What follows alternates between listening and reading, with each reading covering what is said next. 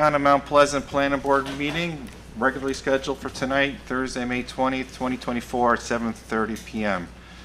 First up, and you can see from the agenda that we have some folks, if you need them, there's some more up in the front. First up, we have business items. We have 3 business items. What does that mean? That means those are items that we've reviewed in the past.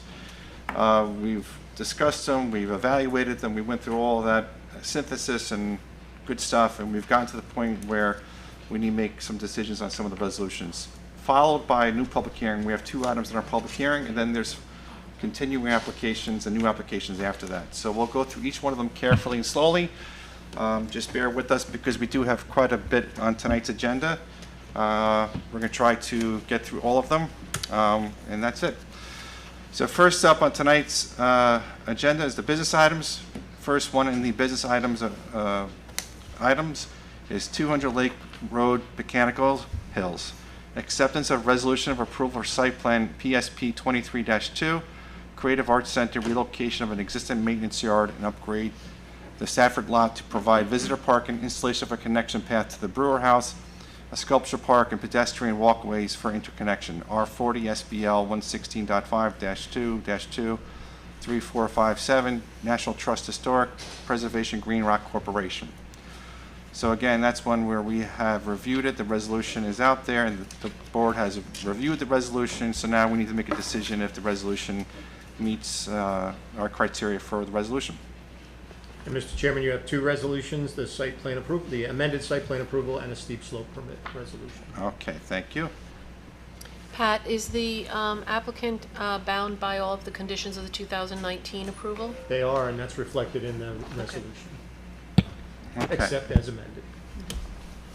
Okay, so we need to make a decision on 2, the site plan and the steep slope. So do we have a motion? Make a motion for approval for the steep slopes. Motion for the steep slope from John. There's an amendment to this. Eileen pointed out there's a typo in the steep slope resolution. And you probably saw that email, yeah? Yes. Yep. So with that correction on page 2. With that correction. Thank you. So we have a motion from John with that correction. Second? Second from Eileen. Walter. Aye. Jane. Aye. John. Aye. Eileen. Aye. And an aye for me. Now we also have, that was the steep slope. Next up we have the site plan. I'll make a motion to approve the site plan.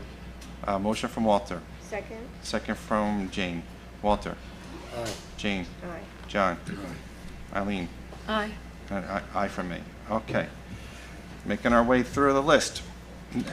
Next up is 9 Skyline Drive. Acceptance of resolution of approval for installation of 2 standalone commercial generators, 150 kilowatt and 200 kilowatt, to be run by a sub-base diesel fuel tank. 9 Skyline Drive, Hawthorne, New York, OB6, Zone 116.8-1-12.3, MWEP Building 9 Condo Association. This is regarding the generator, and there's one here tonight for this application. I make a motion to accept the resolution of approval. Motion from Eileen, Second? second from Jane. Walter. Aye. Jane. Aye. John. Aye. Eileen. Aye. And an aye from me. Okay. Last one up is request a 1-year extension of the adopted resolution of approval for site plan application SP 22-07, steep slope application SS 23-02, and secret negative declaration for the construction of 2 one-story warehouse light industrial buildings, 36,300 square feet and 34,600 square feet with 10% office space, 4 loading docks and 109 parking spaces. Parcel is vacant land. 1416 Skyline Drive, Thornwood, New York, 116.1-1-3.1, Zone OB6, owner RMD 14-16 Skyline LLC. So we have this resolution for a 1-year extension of the adopted resolution, which you've already approved. Pat, do you know just a little illumination behind this one? They have not yet satisfied all their approval conditions.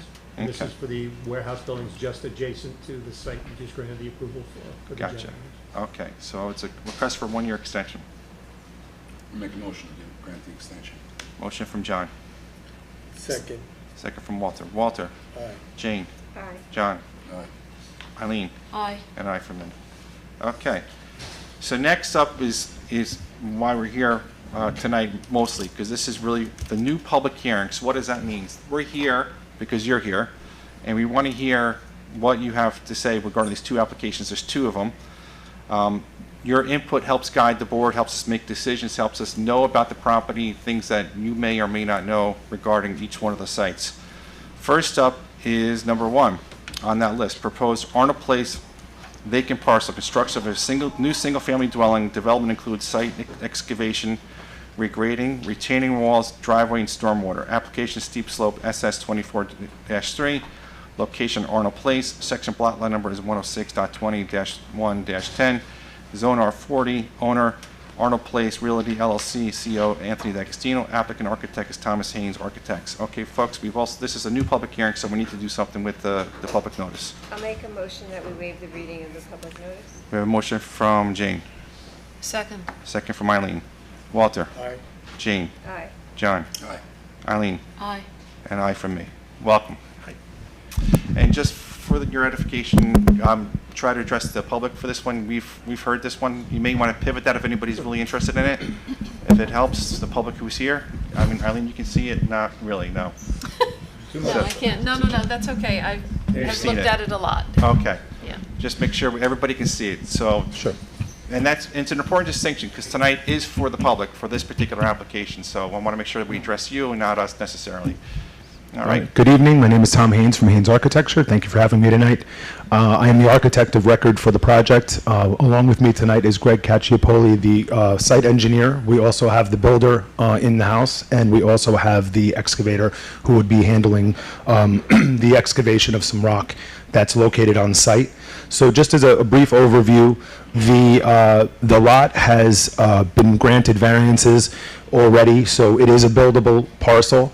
It is a flag lot property, which has a 15-foot wide driveway or proposed driveway section that would run from the existing cul-de-sac on Arnold Place all the way down to the actual where the flag opens up on the parcel.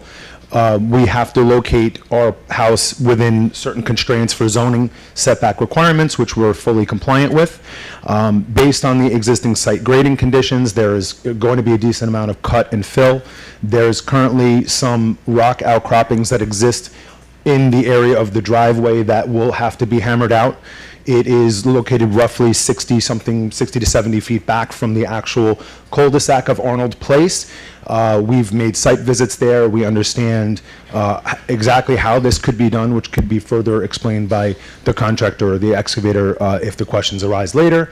As we progress down the proposed driveway, we'll have a driveway backup area located to the right side of the house here. Right where I'm circling, that's the actual proposed dwelling here. And we're going to have a series of retaining walls that are wrapping around the parcel due to the existing site conditions. So essentially where the buildable portion of the lot is, the elevation of the property is a lot lower than the street level. So in turn, we do need to make up with some fill. We plan to actually hammer out the exposed rock outcroppings and use that as fill within the property. Again, we can explain that in further detail if questioned. And the reason that we have so many retaining walls here is because by zoning, you can't have a 3-story house. So what we need to do is we essentially need to backfill, create a series of tiered retaining walls down, which will be planted in between each layer of retaining walls. And we're going to create a backyard that's walkable. It's a walkout condition from the basement level. But essentially on all the other 3 sides, the grade is going to be up essentially very close to the first floor elevations to comply with the zoning. So essentially that's it in a nutshell. I'm happy to answer any questions if they arise. Okay, thank you. Okay. First up, questions or comments from board members? I have a question. Looking at the property left to right, there's a driveway, address 142. There is a hydrant. Correct. There's a utility pole, and then there's another driveway, I believe 144. Is your proposed driveway being installed between the hydrant and the utility pole? There's going to have to be something that the hydrant is going to have to be relocated because it's between the utility pole currently and the hydrant location. It's narrow. It's it technically could probably work, but that's not what we're going to be proposing. It's our belief that the hydrant was located in a position that should have been over adjacent to it. For some reason or other, it's not. It's actually located obstructing or partially obstructing the access to our site, which again, as mentioned, was a buildable parcel. So there will be some negotiations between the owner and the town to possibly move that hydrant. So you're saying possibly move it, but is possible not possible? No, so, The driveway actually fits. How you doing, Frank? I'm the builder. Good evening. Basically, there is enough space between the hydrant and the utility pole. For some reason, when the water department installed the hydrant, it's basically about 18 to 20 inches within our property line. It's actually set back off of the cul-de-sac and on the actual property. It could have been approximately 2 feet to the left and, been outside of that 15-foot flag lot that enters, but the driveway does work with the hydrant there. If we have to move it, we can move it. I'd prefer not to move it, and it's, the driveway fits in between that portion does not have to be hammered. We're approximately 70 feet from that location. That's literally 6 feet off of the edge of the cul-de-sac. So it's, yes, it's a little bit tight, but it's within the realm of the driveway. The utility pole is right on the property line, and the hydrant is approximately 18 to 20 inches within that left side property line. So if you had to move the hydrant, you'd be proposing to move it closer to 142 driveway? To the left-hand side would be the proposed spot, and it would actually, if it actually just comes forward a little because of the way that the curvature works on the driveway, on the actual cul-de-sac, it would actually be outside of the property line and in the easement, for the town easement. It's actually on the property, the hydrant's actually on the property, the front property line that's the 15-foot wide is behind that. I have another question. What size machine are you going to use to So, whole ram or whatever you're going to do with that? yeah, we're gonna hammer, so there's basically about 65 to, between 60 and 80 feet in, there's a rock outcropping that sticks up out of the ground. And it just needs to basically be clipped off so that the elevation comes in from the road relatively flat until it gets to that point, and then it'll slowly, be lowered to the grade of the house. I believe the machine is gonna be a 300 Yeah. with an 8,000-pound hammer on it. And you're chipping that, right? Yes. So is that, for the public's information, that size machine, is that similar to the machine being used on Whittier Drive? Is it larger or is it smaller?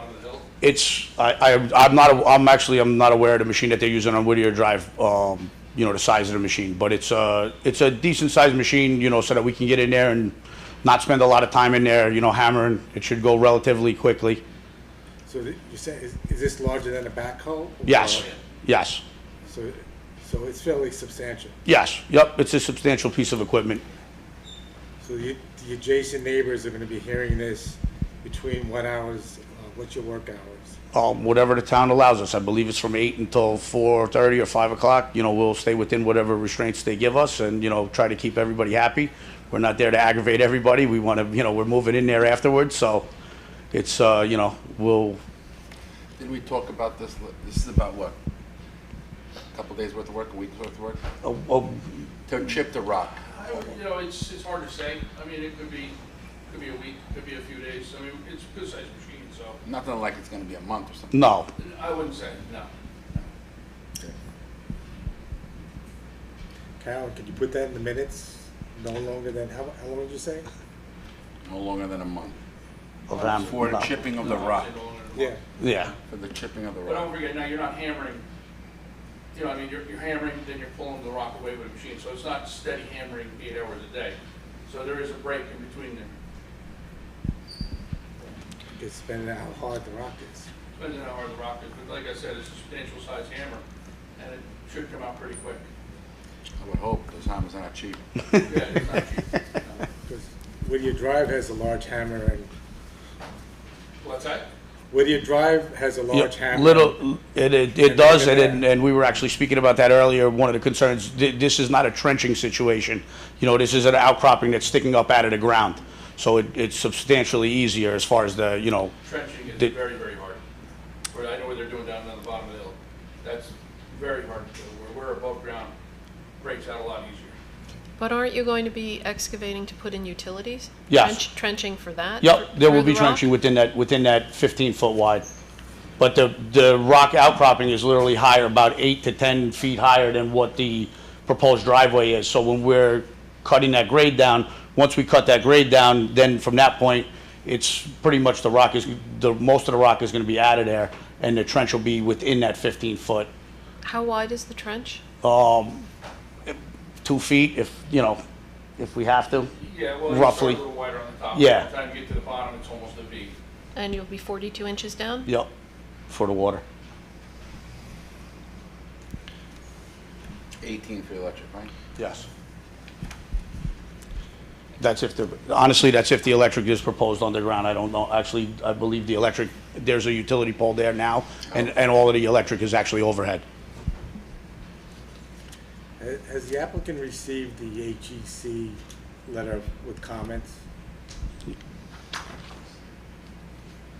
The engineering department comments? No, it was a private consultant hired by one of the adjacent property owners. Hudson Engineering, they provided a letter? Yes. We have. And you're prepared to address those comments? Our consulting engineer should be able to. Excuse me, can I just get the name of the excavator? Your name, please? Robert Cowell Construction. Robert Cowell?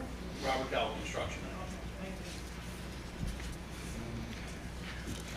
you. And Pat, the town engineer?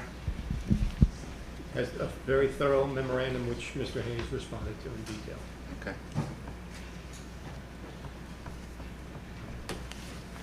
Okay. Any other questions or comments? Thank you. Wait, Hold on, guys, wait, hold Before you on. go to the public, I just want to, these are some more construction Hold on. stuff. You can get all of that excavation done and moving the rocks without going onto the adjacent properties? Yes. Yep, it's 15-foot wide. We'll be able to work our way in approximately, I don't know if you can see this or not, Yeah. but this is the actual edge of the road. I can see. Right here. That first rock outcropping is like literally 70 feet in from the edge of the road. So this is pretty much a flat area all the way in. To be honest with you, if we weren't hammering the rock out, we'd probably be bringing in riprap to make the road to access the property anyway while we were under construction. So it's, there'll be silt fences installed, we'll be within our property line. And like I said, if the way that the rock is actually sitting there, it's actually sticking up out of the ground. So it's not like we're hammering through a ledge. We're literally knocking a piece of rock off that's sticking up out of the ground. Are you using this rock as a tracking pad? So Yes, that's just what grab we're the doing. mic, will you? Because there's Yeah. TV people who want to hear No, you. no problem. Thank you very much. I'll repeat it. Are you using the rock as a tracking pad? Yes, that's the idea. Okay, I know there's some public comments, but let's just make sure the board, any other comments or questions from board members? Just one other quick question. Yep. In the cul-de-sac, you'll have your dump sitting there waiting for rock to be, We could. I have 2 triaxles, it's not a problem. the machine you're using to hole ram, will that be the same machine that you're gonna put a bucket on? No, to I'll excavate the rock? have 2 machines there. So you'll have a machine sitting in the Yeah, and I'll have a cul-de-sac? smaller. No, the equipment is not going to be in the cul-de-sac. No. No, the equipment is going to be on the property. There's literally a 75-foot flat grass entrance before we get to that first rock outcropping.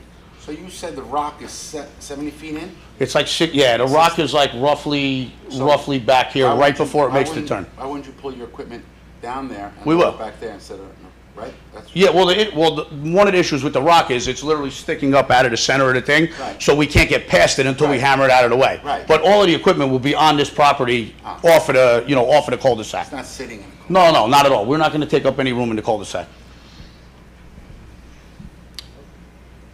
Okay, any other questions or comments from board members? I'll take silence as a no. Thank you.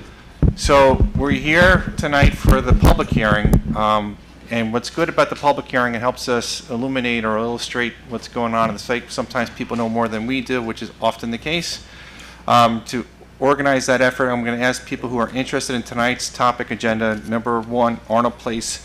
If you would like to speak to the board and to us, just raise your hand, I'll give you a number, and if you have a number, you can speak.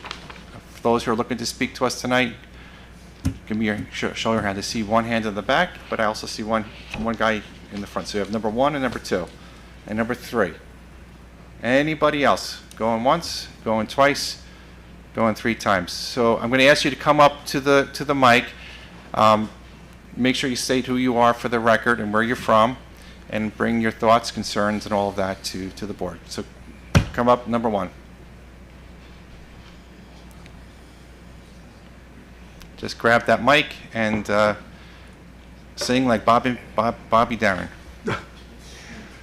Good evening, board members. My name is Charles Collins. I live at 145 Arnold Place in Thornwood. We're one property away from where this work is going to be done. The first thing, and I don't know whether this makes any difference, but there is at least one property owner who is highly unlikely to have been served with public notice.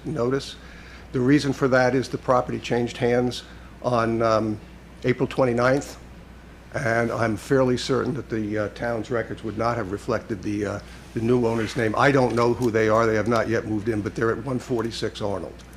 So whether that makes a difference to the board for the purposes of the public hearing, I don't know.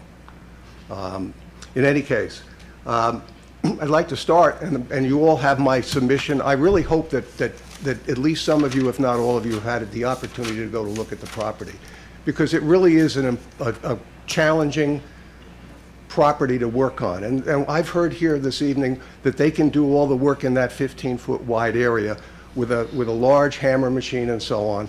But I would tell you that if you go there, yes, there is a long, flat area. But there's also the story of Arnold Place is rock. The entire hill consists of rock. And I submitted some pictures. I actually have one more, but I'm not going to trouble the board with it.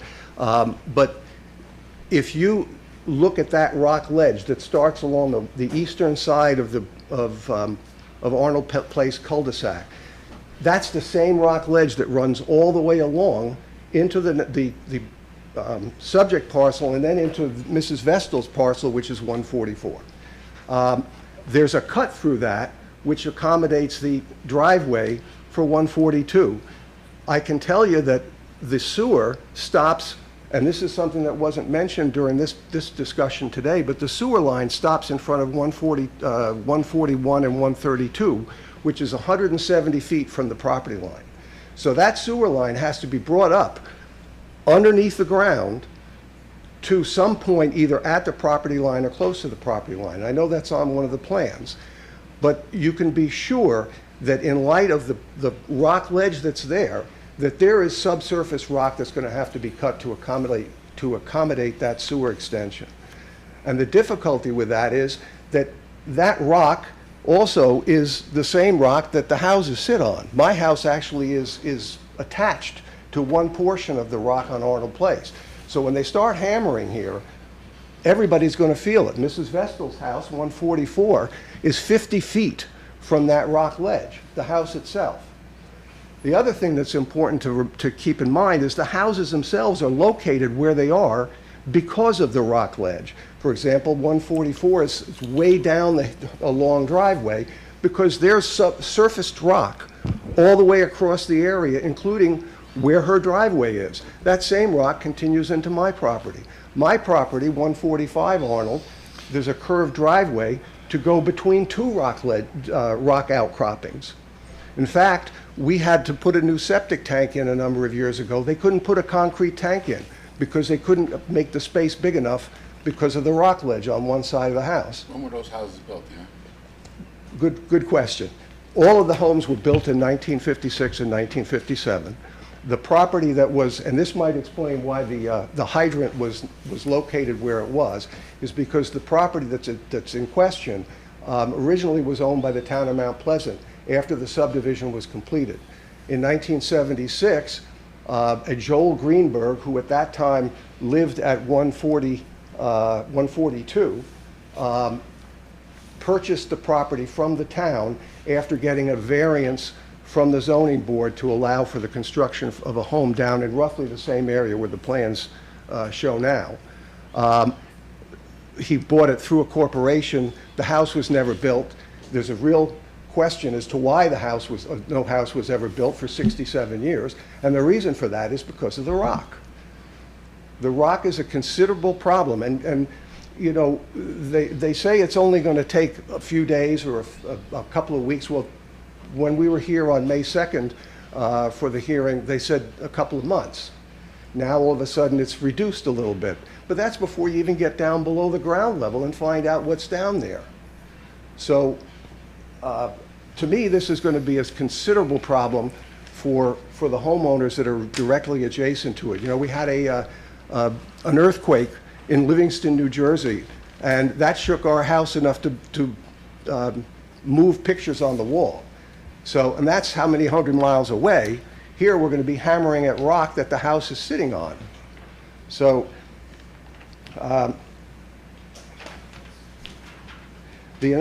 another factor that I think is really important here is that approximately 8 trees were removed without a permit, by the way, but were removed in May of last year.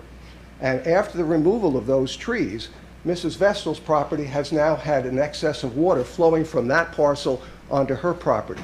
So one can only imagine what's going to happen when they start removing the 23 or so trees, which I think is what I counted in the plan. What's going to happen with the water? Because this ground, the soil on this property is actually very shallow. And I think that was a comment made by Hudson Engineering in the report that I submitted. And there's been no work at all to demonstrate the depth of the soil, the depth of the rock, where the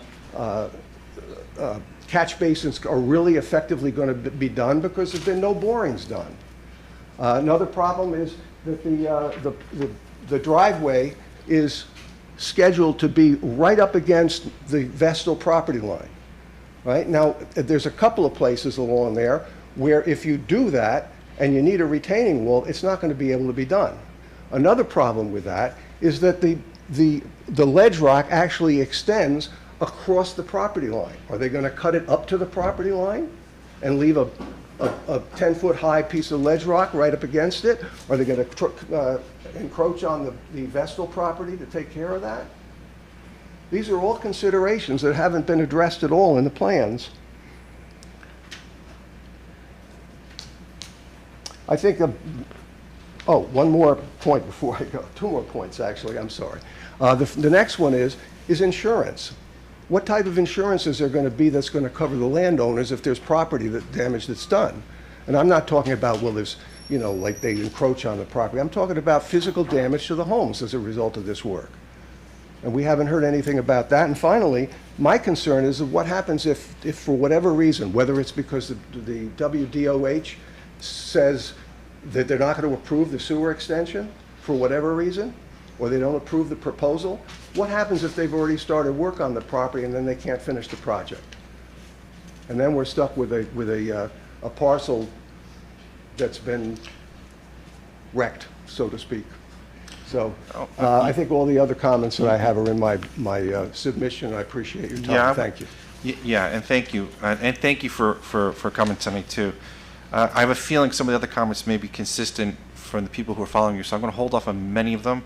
The one thing I do want to ask Pat, the order of operation. So he's saying if the WDOH is not approved, Right. and the house is started, can that happen? No, can't, so they need all their approvals prior to issuing a building permit to start the work. That's what you heard in an extension before, because they didn't get their health department approval.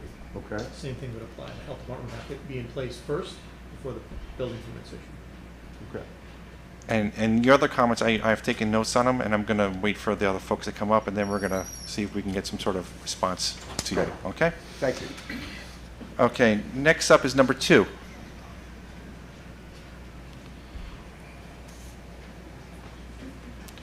My name is Robert Bernhard, 9 Miller Place, and I'd like to thank the board for their time. That's a tough act to follow, going second to that, so I'll be very brief. My main concern is stormwater. The water runs down the mountain, as my children call it now, whenever it rains. And we have these heavy downpours or, multiple days of rain. The water will be running down that hill onto Miller Place for 2 weeks, 10 days, 2 weeks. All to a privately maintained 8-inch drain. trying to take all that water away. So right now, it's not sufficient with what we have. So however the rock is removed, or that water has to go somewhere, and hopefully not all down on Miller Place. Our drain is between 5 and what would be 7. 7 there's no house on right now. So that lot and the water would typically come down right in front of 5. Really between 5 and 3, there's a missing portion of the rock. There is quite a bit of rock up there. Yep. Yeah, I've seen the site. It's rock, yeah. Well, I've been over 30 years. My in-laws owned the house before me. They bought it in '82, and I bought it in '02. So I'm very familiar with the land up there. It's just, it make a very pretty site for a house. It's just going to be very difficult to make it right. So your big concern, I'm just going to summarize, is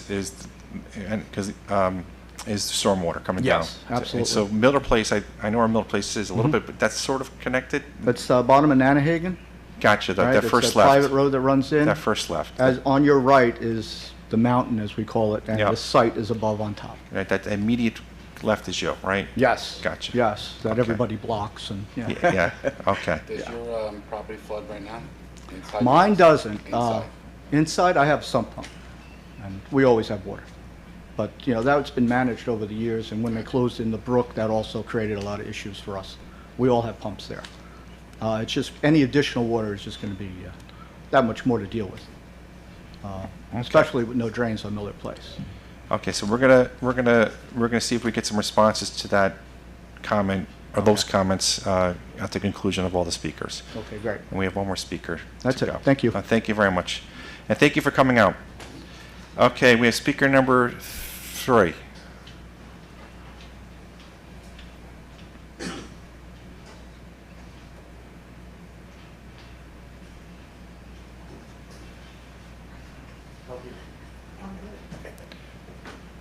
Good evening. Thank you for coming out. Grab that You're mic. welcome.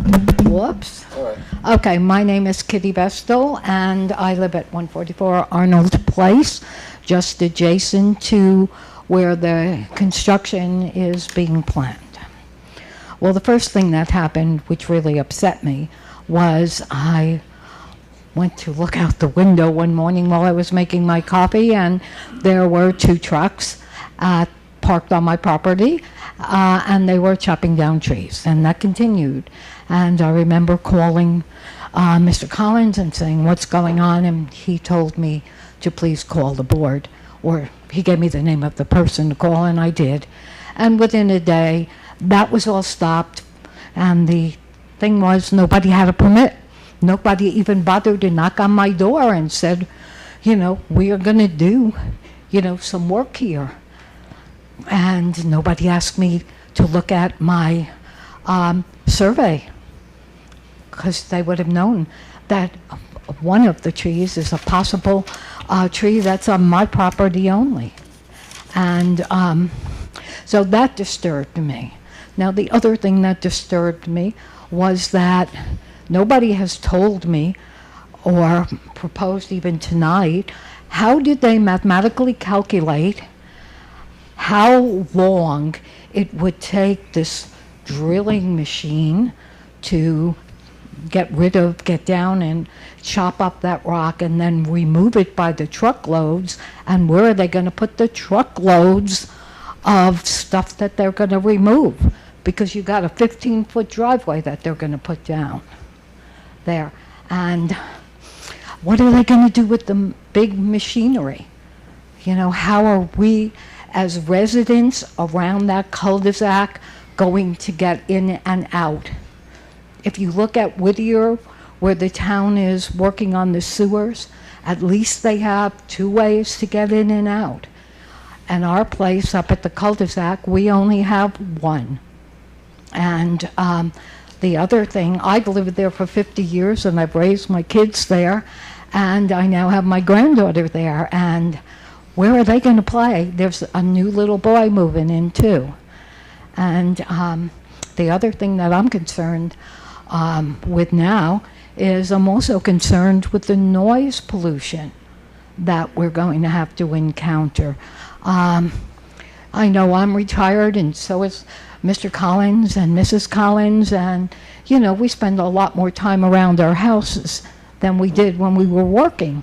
And noise, I just am concerned about that. And I am concerned about how long it's going to take for them to chop away at that rock, because I've walked over the rock. We know where it runs, and we've pushed our house out in the back, so we know where the rock ledges go. And it goes a long way down the property. And nobody has told me how they've mathematically come up with a formula to tell me it's only going to take a couple of weeks or a month to chop all that rock away and take it out someplace. And where are you going to put all the equipment to build a new house? There's no room at that cul-de-sac to do that. So I think there's a lot more that needs to be thought about. And I haven't seen too many people walking around. Has anybody really actually dug down to see how far down that rock goes beyond the 2.5 feet that it sticks up above the surface of the ground? And yeah, has anybody really come and looked? About a year ago, before they cut the trees down, it was in the winter, I actually gave somebody, I told him he could take a picture on his iPhone of my, my, what do you call it again, the layout for for the property, and he did, and then he disappeared. And the next time I saw somebody walking around was 2 days ago, and this afternoon, as we were getting ready to set up supper so we could get out and come here, there were 4 guys walking around on the ledge for about an hour, and that was it. So I think there's a lot more to do before anybody comes up with a truck and a dump truck to start removing and chopping anything away. So I think Tony did a wonderful job, so if you read his notes, it's got it all in there. Yeah, and thank you. I mean, and so if I'm going to organize this a little bit, one big concern is obviously the rock and the cutting of it and the breaking of it and the noise pollution around it, and the boring test, and I took some other notes here too. And the other issue we'll touch upon is they've removed trees from your property. Yeah, one that I know of. Property. They cut a lot down in the back, but I didn't, I've got a fake hip. I'm not going to go traipse in the back. I could send my kids down, but I don't know which were mine and which weren't. Okay. So, there's, and the water runoff. And the water runoff, yep. Is just from what they've removed, the little they've removed back, and back before the winter of last year, the water runoff just flooded it made rivulets down into my front lawn. And that's because we're built on a rock ledge, and the trees are absorbing the water. And once you remove them, there's no way to, deal with the water. Just going to keep running. Yep. 50 years ago, my father said, "Why did you buy this? It's on a hill. You're going to get flooded out." We never have been flooded out because the trees have been there to save us. Nature takes care of its own. And when you start messing with nature, it's just going to come back at you. Mother Nature always wins. Yep. And the other thing, this is just my little thing. I'm concerned about the animals, because you have animals that have been living in those woods for a long time now. And if you start chopping up and building down further into those woods, where are they going to go? Once Columbus Avenue was expanded and they did that construction, I remember they disturbed the rats that were down there, and they started to come up the hill. Yep. So, my other concern is the animals, but probably nobody else is concerned about them. Yep. All right. Well, thank you very much. Thank you for coming out tonight. Okay. You got it. Push it through the top. Okay. Muscles. go. Second. Okay, so we heard three folks tonight, heard some interesting topics. Some of them were things that we can dig into, some were not, unfortunately, but many of them we can. So I think the big issue that I'm hearing from Mr. Collins, the other Mr. Collins, no connection that I'm aware of, was the rock issue and the boring issue and all of that. So, Pat, in conversation for this whole thing, do we need to do anything else according to the town staff for boring, engineering, anything of that nature? So I think we need to pass some of these comments along to the town engineer. Yep, So that might influence his comments in one way or another. yep, So he needs to hear those issues. okay. So I would think that needs to be a thought that we need to think about. The other conversation, which is an interesting conversation today, in the last few years especially, is the water runoff. Can you explain to me exactly how do we know there's not going to be any water runoff to anybody else? Yeah, so, I mean, basically, there's an extensive stormwater plan that's engineered in order to retain all your stormwater on the property. You can't build you can't build a house today, can't build a shed without it. Basically, there's Coltech systems, the property's designed, right now the property, we have not changed any, we haven't graded the property, changed everything, changed anything on the property. I will comment on the tree issue, and I can apologize for it if I need to. We actually had extensive meetings with the town prior to even purchasing the property, in regards with the engineering department, building department, water department. The lot was approved years ago, the house was approved years ago. We actually went through all of these avenues prior to even purchasing the property. And then we purchased the property, we went to the town, we spoke with the engineering department. They actually gave us permission to start removing the trees to get ready for the next step. And I guess there was a miscommunication or somebody, along the lines, when there's no structure on the property, the permit and everything needs to go first, which is why we stopped. We didn't just go in there like cowboys and cut the trees down. We went to the town first and got permission from the engineering department to start removing some of those trees. As far as the stormwater goes and, the properties behind it, and to the right, the way that the property is pitched now, it kind of pitches down and to the right. We have not changed that. Once we hammer the driveway in, it'll probably relieve some of that pressure to that property to the right-hand side, because the way that the driveway is proposed is to actually retain that stormwater down through drainage and Coltech system behind the house. And engineering signed off on the drainage, correct? Yes. Okay. Right, there's an extensive stormwater plan, because of the length of the driveway and the pitch and stuff like that, and how, how close it is to the adjacent property. Yep, and I saw staff comments on that. I'm just making sure I checked that one twice. Yep. Okay. And in regards to the gentleman from, I believe it's Miller Place, I didn't hear the address. Is that the house that's directly at the bottom of the property? 5 and 7. Number 9, No, so that's when you make the right into Miller, it's the one on the right-hand side? that's the last house on Oh, the last house, okay. Okay. Yeah, so I mean, a lot of the, a lot of the concerns are valid. We've addressed a lot of them, as far as the stormwater. I believe it's an issue. I believe we're doing the best to, that we can as far as, the engineering of it and the stormwater management and all of that. We're definitely not looking to, cause any issues there. We're trying to build a house to move in and, Yep. join the community here, so. Okay. While you're up here, any questions or comments from board members at this point? Again, one more time. Yes. Yes. Go ahead. That estimate on the duration of rock removal, did Yeah. that include for the sewer line going into the roadway? That up 1 the week, the 2 week or less than a month for that one, I would say a month would probably include it, but we are not doing that all at the same time. There's a lot, there's some prep work that needs to be done prior to doing that. I know there's concerns with the cul-de-sac. We will not be clogging the cul-de-sac up. We have plenty of room on our property.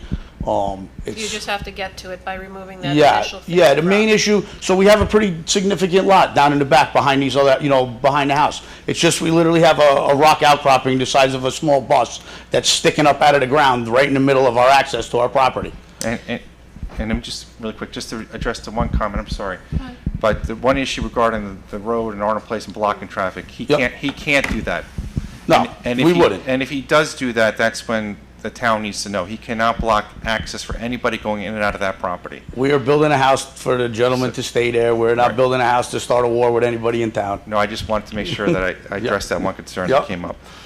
The Okay. other thing is, everything that everybody's saying has to do with site management. Yep. Blocking the roadways, encroaching onto other property, noise, runoff, and it's a tight site for site maintenance. Yep. And people, as Mrs. Vesta said, that Yep. she's home all day and she will let the town know if I'm someone's sure not. she will. She has my number. So it's important that you really keep control of this Yeah, site yep. during construction. And like I said, listen, once if the proposed rock ledge that's sticking out, once that's out of the way, we're no longer even in that first 80 feet of the driveway. We're gonna be down in the, on the property, and the property's, significantly wider where the house is proposed.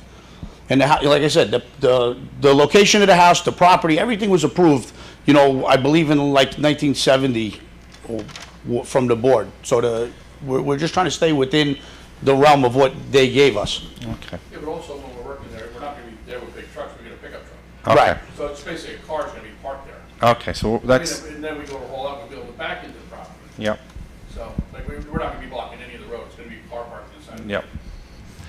Anything else, Eileen? I- Some other board members? Is there rock ledge when you go to dig the foundation as well? So where the house location is actually significantly lower. There's not gonna be a lot of hammering where the house is. It's more gonna be backfilling around the foundation, because when you come in off of the cul-de-sac, you're basically flat for the first 80 so feet. You hit the rock outcropping. After that, we're gonna drop approximately, I believe, 20 feet or something like that over a significant span before we hit the house. And then that house is actually lower. It'll be built and then backfilled around. So you won't have to do any chipping, or you will do chipping? There might have to be a little bit of chipping just for footings and foundation draining and just drainage and stuff like that. For the most part, that house is out of the ground. We are not hammering a house into the ground there. Have you done borings, like to see what's underneath? Because how can you even design the stormwater if you don't know what? Well, because the rock stormwater is all getting backfilled with the Coltech system and everything around the side. Okay. So, and to be honest with you, the rock outcropping that's sticking out has trees growing through it. It's not a solid rock. It's a ledge. There's veins in it. It's, everybody that's looked at it so far seems to think it's not gonna be an issue at all, which is, what the consensus is so far from everybody that we've had. Yeah. And the engineers that we've, looked at it also. Because that is gonna be very expensive the longer I have him there. Yep. John, I think you had a question. Yeah, so, a couple of the comments that were made. Obviously, the town has an engineer that reviewed the documents and approved the stormwater management plan. That we go off of his advice. Okay, so that pretty much is probably gonna help the neighbors with the water. Obviously, a house is proposed to be built there now, and everybody else's house was built there, and there was trees there, and there was animals there, and there was everything there, but there was houses built in 1956 and 1957. It's 2024, we're not using this, I'm a builder, so I'm looking at it as, they're not gonna, I know they're doing work on Whittier, and I'm astonished at how long it's taking to do that, but that's not a project where, this is a project, it seems that they're building a house there to sell. And are you keeping it? We're not. We're actually, the gentleman's here tonight who's building the house. Okay, so He's staying there with his wife and his kids. You're gonna build a house there with your wife and kids. I'm sure you're gonna wanna get in there as soon as possible. Chip that rock out as fast as you can build this house as quickly as possible, so to limit the disturbance to the neighborhood. Correct. Because obviously, if you're moving in, you got kids, they can't put, you're the contractor, whoever it is. Okay, so he's got kids, and I'm sure his kids are gonna play with the new neighbors, and, you know, you don't wanna start off on a bad foot. But if Not at all. If the project has an approval for a stormwater, you took down trees, you gotta take down more trees, are you putting trees back? There is proposed plans Landscaping for, plan? yes, there is.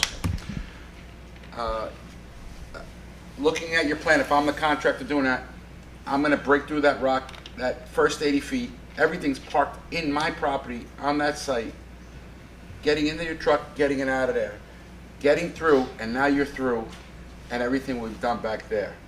Right. As far as cutting the rock, she made a great comment about the rock ledge, or the gentleman did, on the side where it's. Yep. I'm taking it, you're gonna saw cut it, Yes. and you're gonna be the one to see the face of that wall. Correct. Yeah, well, the right side will just be cut, and it'll be flush with the other property because of where the property line is. Correct. So it doesn't even But on your encroach over. driveway, Yes, you're seeing that wall, on right? the left-hand side, looking in on the left-hand side, yes. And either you dress it up or you what? Yep. You skim it or whatever you gotta do to it to make it look presentable for the gentleman who's building a house. I'm sure he doesn't wanna see that either. Right. He wants to make it look Yeah. nice. The other question was, you know, again, today's equipment, having a large machine with the hammers, I ran into a problem when I was building a house for myself up in South Salem, and the whole property was 4 acres and it was one piece of solid rock, and you know, everybody was on the back years and years ago. You didn't have this equipment. Everybody was blasting. They're blasting, shaking everything. Now you have this equipment. It's concentrated in one area. Yes, you're going to hear it. No doubt about it. You're definitely going to hear it. You got to let them get through with this equipment, chip it, get it out of there. It's the newest. It's done all over now. I did it on my property, and I had to chip out a lot of rock. And you know what? These guys, once you start going with it, that rock just crumbles all apart. And you know, obviously the houses that are in the area, they all had rock. The gentleman said we had rock. We got rock wall. They all built. You know, got that rock out of that area. So I think Well, that. it's a temporary thing, it's not like we're running a quarry there. I understand. It's a temporary- I'm saying prior Yeah. to you, there was houses being built there with all kinds of rock. Yeah. Half of what Mount Pleasant is rock. And everybody had to break rock to get out. You're doing it with the latest equipment. You're gonna get it out of there.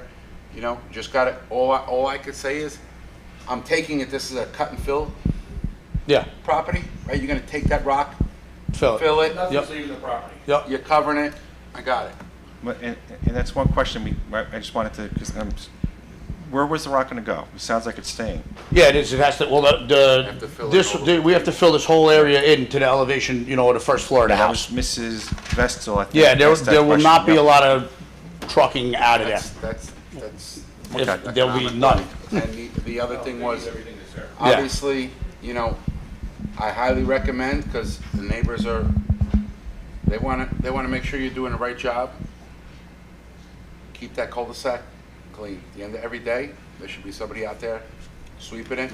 If your trucks do come out in the beginning or whatnot, even daily, No, we will definitely. you know, you take that. Yeah, that's a non-issue. 20 minutes and have a guy go out there and sweep it up and keep it Yep. clean. Well, the last thing we want is a shutdown. Exactly. Are they going to be The watching? last thing we want is the neighbors to be aggravated. Oh, okay, so anything, I see the folks in the back, I'm going to let people speak for 1 minute. Just give me 1 second. Any other questions from board members? Okay, so Mr. Collins.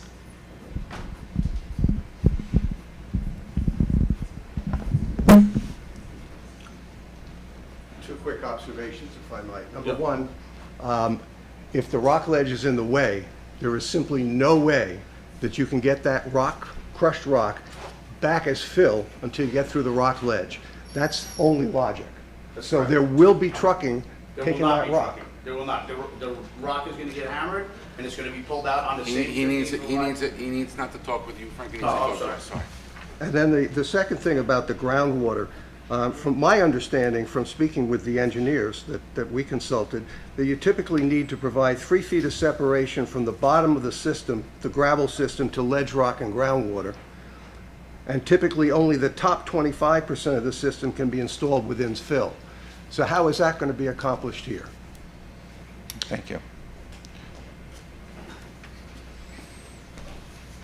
So the 80 or 60 so feet of the beginning of the driveway, once we hammer this rock ledge out, it'll be pulled out back under the machine, or once we get far enough in, we'll be able to reach and spread it out past that. Once we get past this corner right here, this property opens up significantly. We're literally talking about a 30 to 40 foot piece of rock that the machine can probably reach better than halfway across, with the hammer. So that rock in the beginning stage, yes, it'll be hammered and it'll be dragged back on that lot and used as a track pad, the same way that we would have to bring rock in to access the property for the first 70 feet of grass that's there. So if we weren't hammering this rock out of the way, we'd be bringing truckloads of rock in to make a temporary access to the property. So instead of doing that, we're gonna hammer the rock and then drag it back out and work over the top of it. As far as the Coltech or drainage system, that was designed and engineered by our engineer, approved by the town engineer. It's, I didn't engineer it. We, went by the town code and what needs to be designed. And it was approved as far as I know. That's where we're at now. So, So, okay, and thank you. So all those comments, we're gonna take note of those and put those into the minutes, and if we make any decision tonight or in the future, we'll include that into the resolution, but that's to be determined. So, thank you. yeah, that was all part of the stormwater application, with the engineering department. And one additional question that I picked up, and I don't think this is really more unrelated to rock. Okay. Or drainage, and I'm not sure if, Pat, you can help me with this. This is regarding the comment on insurance. If there's blasting, There will not be any blasting. or whatever they're doing, or drilling, Yeah. whatever you're doing, if someone We says, just chipping. hypothetical, right? You're We're doing, not you're blasting. doing the drill at the same time as an earthquake. I'm Yeah. joking for a moment. What is that process? If there were blasting, we have separate insurance requirements. We do not have those similar requirements for normal rock removal. So, but if there's drilling and there's house shaking and stuff, Right, so if it were blasting, we have an insurance program to deal with that. That's not the case for typical excavation and rock removal. So gotcha. the contractors are insured. Yep. Maybe we can sue them if they're damaged, but Okay. there's not a separate program to require insurance. Okay, so let's have the notes reflect that comment as well. Okay. All right, so we have a lot of good comments, a lot of good One input. of the neighbors wants to speak. Is there somebody else? Oh, Miss Vestal, just one minute if you don't mind. I don't want to walk up, so can I just project my voice? Sure. Are you going to put up a fence in between my property line and where the work is going to be done? He's required to do that. Okay, I understand that. Yep. Nothing went up when the trees were cut down. So that's why I'm asking the Yep. question. Yep. Secondly, I have a survey map of my property. Is there a way to get a survey map of the piece of property on which they are building this house? I can provide it So for that I could look at mine compared to theirs?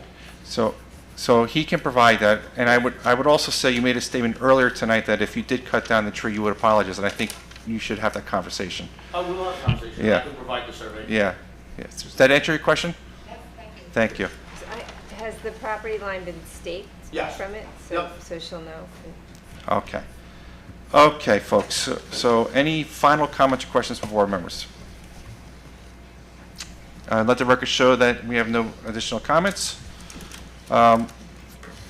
Folks, what do you think? We have a lot of conversation here tonight, a lot of it about rock, which is a substantial conversation, runoff, which is a substantial conversation, a whole bunch of other things we've kind of reviewed already tonight. What are the thoughts on this application? My thought is that if the town engineer approved the storm drainage for the town, I mean, he's not just looking out for a contract, he's looking out for the neighbors. So if he approved the system that's adequate to take this area of water, and, the rock is the rock, I mean, they're gonna hear noise, it is what it is. I mean, that's my comment, that's just me. Within the parameters of Correct. the law? Yep. Correct. Nothing outside, working hours, all that kind of stuff. That's all, gonna be supervised. So I agreed. Any other comments? Does the town require borings? So Dave's review of the stormwater management plan requires some understanding of subsurface conditions. I'm not sure what went into that review, Eileen, and whether it was all assumed to be backfilled or not. I can't speak to it. I would take it that your engineer went out and did the subsurface. Yeah, everything Right, was I'm engineered, sure it was Dave didn't- provided, I mean, this has been going on for the better part of a year now. Yeah. Any other comments? Okay.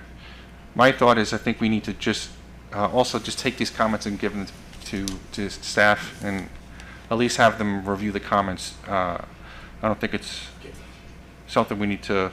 Am I allowed to make a comment? All right, hold on. Let's just just take these comments, bring them to the staff, but we can also talk about what we want to do with the resolution. Make the motion, we have our consultant. Yeah, do something with the public hearing. Oh, first. we gotta close the public hearing? Yeah, we got to close the public hearing. Make a motion to close the public hearing. Motion from John. Any other folks? We have a motion from John to close the public hearing. Need a second. We need a second. Second. Second from Walter. Walter. Aye. Jane. Aye. John. Aye. Eileen. Aye. And aye for me. So that's the public hearing. And if we move and I'd like to just say have staff review the comments for tonight. But let's talk about what we're going to do with the application itself.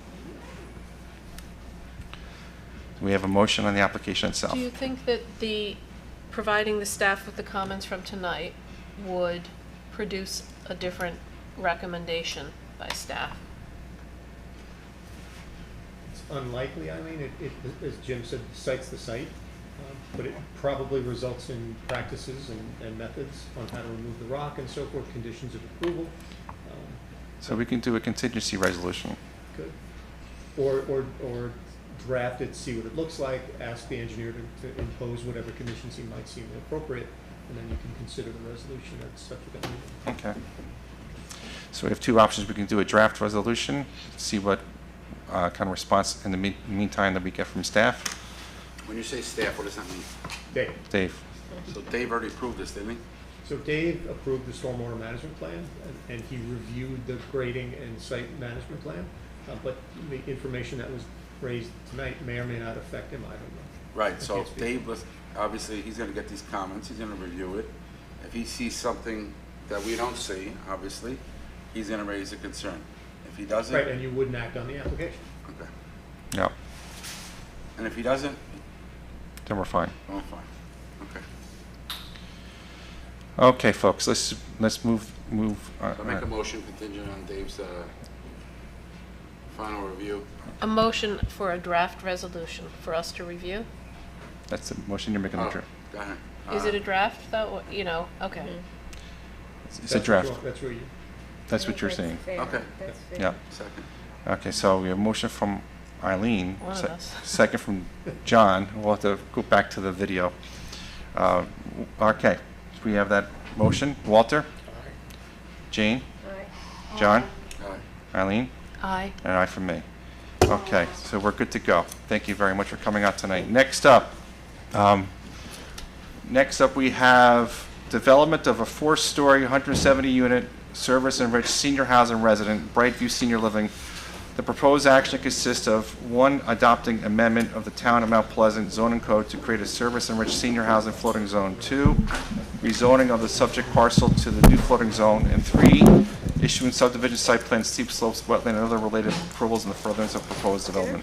Application site plan SP 20-05, locations 236 and 364 Grasslands Road, Valhalla, New York. Section block line number is 117.17-1-28 and 29.2. Zone R20. Owner Grasslands Estates Incorporated.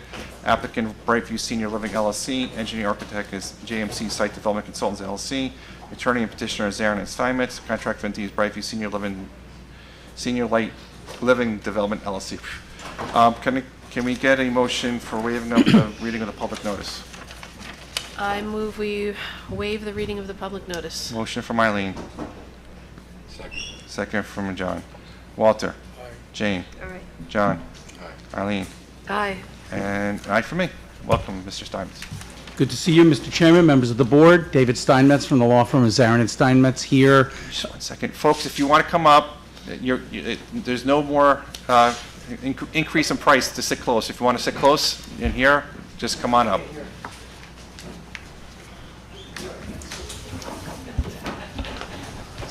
And I'm sorry for the confusion, but it's what we're here for tonight. So.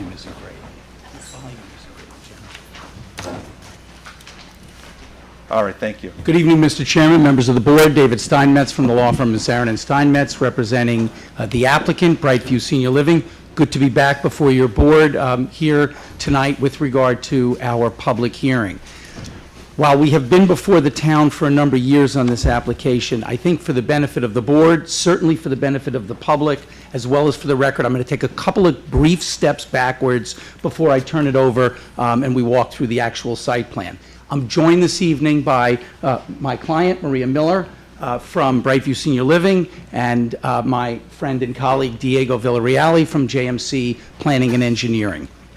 This application, as the chair indicated, is to complete the process for site plan review of a 170-unit senior assisted living project. The 170 units would be comprised of 89 independent living units, 45 assisted living units, 36 memory care or Alzheimer care units. My client operates 48 senior residences throughout the country. There are presently several in New York State. We have one in Tarrytown on Route 119, one in Tappan in Rockland County. My client is completing construction of another one in the town of Harrison, and there are 2 Brightviews in Long Island. Brightview is known as one of the preeminent providers of senior care in this space, in this industry. So the first thing I want to do is dispel something that one of the neighbors saw online, appreciate the fact that somebody raised the question. There is a Brightview LLC in Ohio, which has nothing to do with Brightview Senior Living from Maryland. We don't know what that entity is, precisely what they have done. But I wanted your board to be aware that that has nothing to do with Brightview Senior Living and the 48 facilities that we currently successfully own and operate. Having said that, we approached the town several years ago when our client, which is a contract vendee of this property, found this site, thought it would be an appropriate location for a senior residence, and we contacted the town and had some preliminary informal discussions. We quickly realized that we could not develop this project without rezoning the site and crafting your zoning to allow this particular use with independent living, assisted living, and memory care. We filed a petition, as the chair indicated, we are petitioners. We filed a petition with the town board back in 2021 and requested the adoption of what we termed the Senior Enhanced Services Housing Law. That law specifically allowed a floating zone to be implemented, which would allow this property and any other property that met the specific criteria to potentially be used for this type of use. We went through the SECRA process under the New York State Environmental Quality Review Act. For the benefit of the record, your board was the lead agency under SECRA. You reviewed the data that we submitted in connection with the site, the proposed use and zoning text change, and you ultimately adopted a negative declaration, which means you concluded that there were no significant adverse environmental impacts that had not been adequately addressed and mitigated. Based upon that neg dec, your town board conducted a public hearing and ultimately adopted new zoning, the SESH zone. Our property was mapped into that zone. The zone was adopted, our property was mapped into that zone, and we were sent back to the planning board to complete the site plan review. That's where we are in the process. I say that because I'm not sure that everybody who has written to your board is familiar with the wealth of data that was submitted to the town board, to the planning board, to your professional staff, etc. So having said that, where are we in the process? Diego's going to walk you through the plan in a moment. There are a few critical things that I wanted to mention again for the record. Part of this project included the voluntary offer to construct water mains to bring water to 67 properties in the Pleasant Ridge Water District.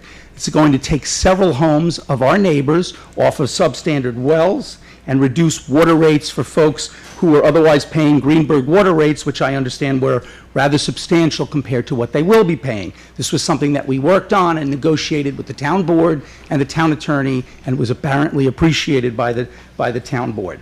Next, there are a number of traffic improvements that I'm certain our neighbors are concerned with.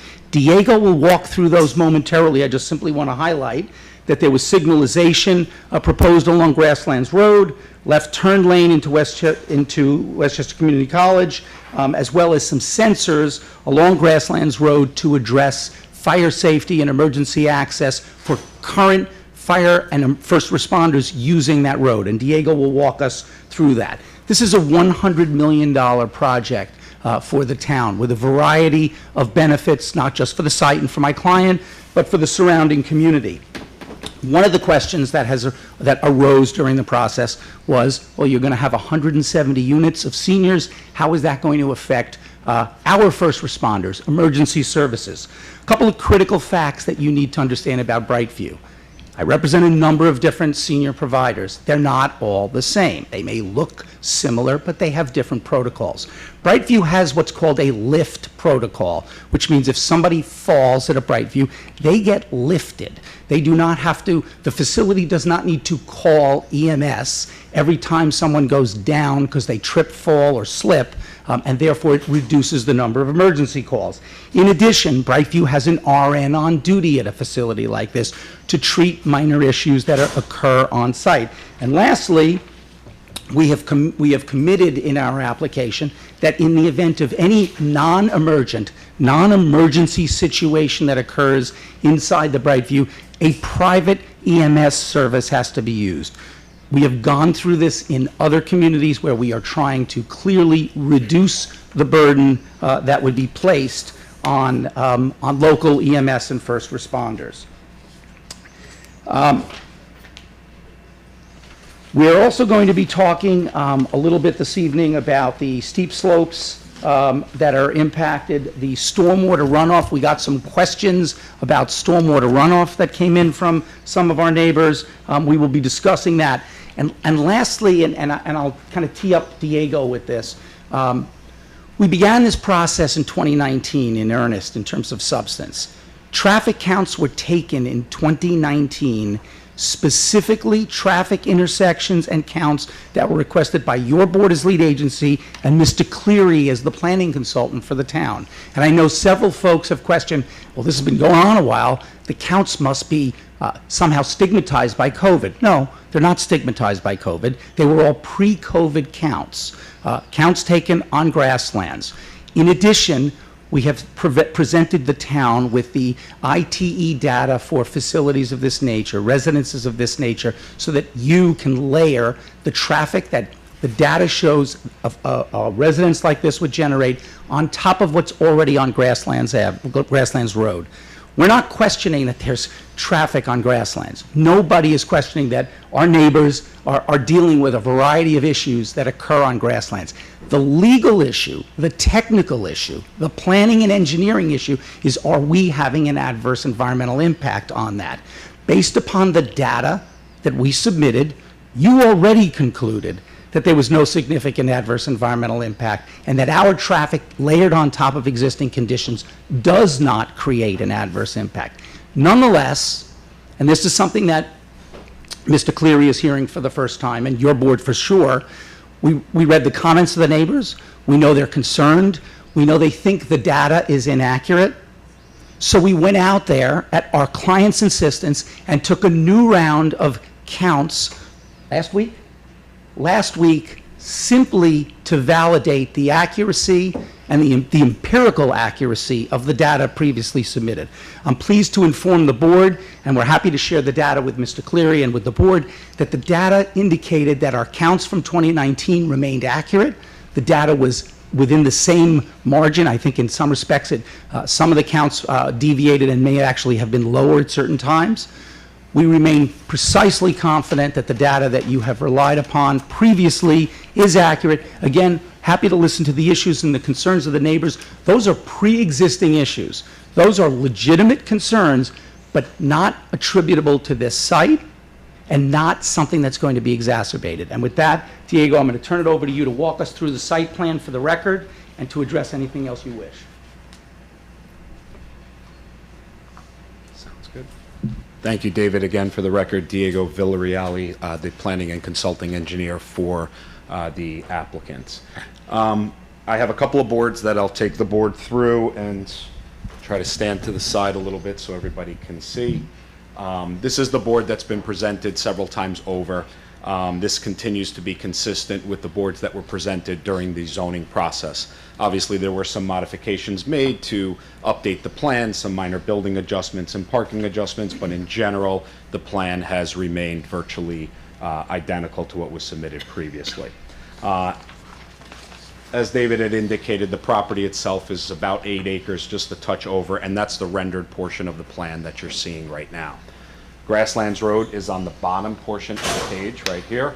And again, we're opposite the Westchester Community College driveway where the main entrance is right now.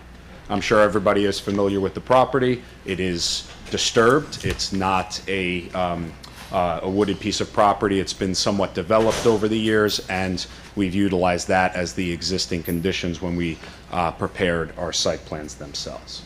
The building footprint itself, you could see it in the gray color, center portion of the property there. As David had indicated, it's a 170-unit, 4-story senior living community. The building is not 4 stories throughout. It does step down. There are different variations. It's as low as 1 story in some areas, and then it steps up 2 and 3 and 4 stories throughout.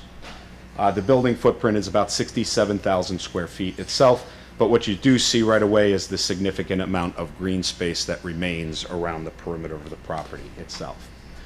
Access is provided off of Grasslands Road, directly opposite the college driveway. As part of this, as David had indicated as well, there's improvements that are being done to Grasslands Road directly in the vicinity of this driveway. That includes widening Grasslands Road to provide left turn lanes both into the college driveway as well as into our driveway as well. The intersection would also be signalized, something it is not right now. Right now it operates as an unsignalized intersection, and there is not a left turn lane that's there right now. So anybody wanting to make that left turn in obviously has to block traffic and can't allow vehicles to pass. So a significant improvement in widening the roadway and providing that traffic signal. This is something that we have had discussions with the DOT. It meets the warrants, and this is something that was summarized in the traffic study as well that was reviewed as part of the seeker process. When you come into the property, a single driveway here where you have the ability to go right and left. The site has been designed with full access around the entire perimeter of the property and the building. So the driveway, either way you go, it loops all the way around. There are 122 parking spaces. A majority of the parking spaces are on the southern and eastern side of the property, and that's done intentionally because the main entrance of the building is center on the property here. This is a residential community, but the residents don't have you enter through the front portion of the building. Obviously, you could go into the garden areas and things like that, but the main entrance is what's utilized for guests and visitors and anybody else that comes to the community itself. You can't walk directly into anybody's room. So majority of the parking spaces are located on the front portion of the property there. The circulation around that is something as well that we reviewed during the seeker process with your fire department and your emergency services. I know there were comments that came in related to that as well. The driveway was specifically designed to accommodate emergency vehicles, including full-size aerial apparatus access ladder trucks and fire trucks. All of the turning radiuses were designed in accordance with the fire district's requirements, and the plan was reviewed with them in detail, and it was something that they officially signed off on during that seeker process. Again, full access around the entire portion of the property, loading area in the back, as well as some additional parking spaces near the garden spaces. Just to go back to the green space on the property as well, again, based on the rendering, you see the way the green space is highlighted. It's over 50% of the property is being maintained as green space. So the landscaped areas along the perimeter, there's a minimum 25-foot parking setback, and we maintain that, and it's actually greater than that in a majority of the areas. It's only one spot that we come close to that 25-foot dimension. Otherwise, it's significantly more than the 25 feet that's required. There's been a robust landscaping plan that has been developed and included in the site plan set itself. And you'll see all the landscaping that's being installed around the perimeter of the property and also within. Several garden areas within the property itself, all geared towards providing the residences with the outdoor experience in these garden areas that they can utilize on a regular basis. One quick thing, we just prepared an exhibit on, this was a comment that came up at the last board meeting, the turnaround and the front entrance. This is the porte cochere and the drop-off area in the front of the building. There was some concern that was raised by Mr. Cleary as well as a couple of the board members regarding the access in and around this area. The turnaround area was designed to be a 24-foot width at the front entrance itself, more than adequate for a truck or a vehicle to be stopped, unload, and if that vehicle is there, somebody else could still pass by, again, over 24 feet wide. The approach coming in was also 24 feet wide, which I think there was some concern with how they park. We widened out this portion of the driveway here by a couple of feet. It's now 30 feet wide. So just to give a little bit more room and flexibility as cars come into this area and just make sure that they are not blocking each other. So that was one minor change we made to the plan to hopefully address a couple of the comments that were raised at the last board meeting. Gee, with the loading in the back, is that what he, in the Yep. previous board? Right here? Is that the ambulance pickup and drop off too? The ambulance drop-off and pickup, it's generally ambulance. If an ambulance comes, it will go to the back.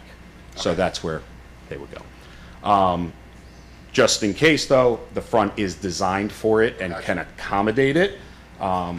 Everything within the facility is designed to accommodate ambulances and the stretchers there, thank you. I know that was. Including the elevators within the building. So everything inside the building is designed to accommodate that. But obviously, you have the back portion of the building as well. Drainage, just real quick. There was a couple of comments that came up on drainage that we received. We developed, again, as part of the SEQR process, and then resubmitted it, a full stormwater pollution prevention plan that was also reviewed by the town engineer. This was the area of focus that we saw a comment come in on, so I just wanted to touch on it very, very quickly, which was the portion of the property that was draining towards the cemetery in the back. Under existing conditions, you can see this line right here. It's about 4.5 acres that drain in that direction now. Under the proposed conditions, all of the impervious area on the property, from the building, the parking areas, sidewalks, everything else, is all being collected and conveyed to an on-site stormwater management system consisting of infiltrators, something that promotes water going back into the ground and infiltrates water back in, and then overflows into the municipal DOT system in the right-of-way. Again, our obligation was not to increase the runoff coming off this property off-site. In fact, we're decreasing it to both the portions of the property in the rear, as well as the runoff going to the right-of-way in the front of the property as well. So again, I just wanted to clarify that quickly, and that was summarized in the stormwater pollution prevention plan as well. Going back to the site plan, and David really touched on the traffic study itself. And again, we saw the comments that were coming in from the public, so we wanted to make sure that we had a handle on them and address them. As David had indicated, we did go out there last week to do a spot check on the counts. We counted the peak hours, both in the morning and in the afternoon. What day of the week was that? It was in the middle of the week on a Wednesday. And then went back to our counts that were conducted in 2019. Now, understanding, and I'm sure the comment will come up, the community college is out, so they didn't have that traffic associated with it last week. But we did look at our record traffic counts, and we added that traffic back in. So whatever vehicles were anticipated to come here, we added those to the counts And when we looked at the comparative volumes to the 2019 volume counts, which were done when school was in session as well, they were very comparable, within a few percentage points. In fact, some of them were slightly lower. Again, COVID, a lot of changes to traffic patterns, people staying remote, there's different things that are happening. But when you compare our 2019 counts to the 2024 counts with the adjustment for school being in session, they were again slightly lower in some cases or within a few percentage points. Lastly, we did another check, which is something that we did not count. The DOT, New York State DOT, maintains traffic counts along their roadways. They have ATRs that are set up that counts the average daily traffic along the roadway itself. That was just updated in 2024, and we compared that to the most recent one that was in 2018. So when you look at the 2018 DOT counts to the 2024 counts, it actually shows a decrease in the total amount of traffic along Grasslands Road. Now, with that being said, what David touched on is really the critical point. We're not by any way, even with that decreased count, saying that there is not traffic concerns along Grasslands Road. There are existing conditions specifically along Bradhurst, that intersection of Bradhurst and Grasslands Road. It's really about the traffic that's generated by the senior living community. And what, during the seeker process, the town's consultant also, or excuse me, the town retained a consultant to review our traffic analysis at that time, to confirm our findings on behalf of the town. And what they concluded is, in fact, this is a very low generator of traffic. During the peak AM hour, it generates about 34 trips, and during the peak PM hour, it generates 45 trips. That's people coming in and out. So it's about 20 people during a peak hour that would come to and from this community during that peak hour. Again, when we look at that relative to the infrastructure along the roadway and the counts along, it's a very small percentage of the overall traffic volume. So you get a great use, as David had indicated, a $100 million project that's being invested into the community with a very, very low traffic generation and substantial improvements that are being constructed as part of the project as well. Again, happy to answer any questions. I think we touched on everything. What else? One other thing, lot line change. Okay. Sorry, just David clarified that too. There is a small adjustment to the lot line that's being made here. What you see with the rendered portion here is the 8 acres. It's 8.02 acres. Right now, it's slightly above that. It's about 8.2 acres. There's a small area here where we're changing this lot line and shifting it over. That's part of the subdivision application that's before this board as well. So there is a small lot line modification. Property still remains at 8 acres, above the 8-acre threshold that's required, but there is a small lot line change, and that was always contemplated during the approval process as well. And sorry, that reminded me of one more point that came up last time. Some sidewalks. The board asked us to confirm at the last meeting the plantings along the frontage of the property, and that's really can be shown in this plan as well. You can see where the driveway is and where the curb line is. There's adequate space in the future to construct a sidewalk. There's no infrastructure, there's no landscaping, there's nothing that would preclude that from being installed in the future. And that really is across the entire frontage of the property is the same condition. So, Okay. Anything else? One concluding comment, and that is, obviously this is your hearing, Mr. Chairman, but I just simply remind you for the benefit of the record, this is a hearing specifically on the lot line change. Yep. And the site plan. The secret process has been concluded. Thank you. Thank you, and thank you both for presenting tonight. We're happy to answer any questions that you have or that Thank- you wish us to address. Thank you. So, board members, questions or comments? Have you checked with the enrollment at WCC in 2024 versus 2019? no, I have not compared the two. We can certainly check that. We did look at, again, the volumes that we counted in 2019 and utilized those same volumes. So whether or not, the traffic is inconsistent, whether it's a little bit higher or a little bit less, we tried to focus on the volumes.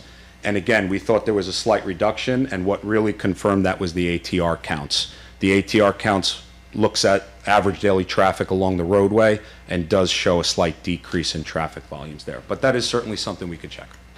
What is the level of service on Grasslands Road? I would have to check. I don't know off the top of my head. Under existing conditions, I do have, I'll give you a couple of pieces. And that was in the original traffic report, Diego, correct? Correct. So as part of the traffic study, I'm going to step back now. The traffic study has a couple of things within it that we worked on with the town's consultant at the time.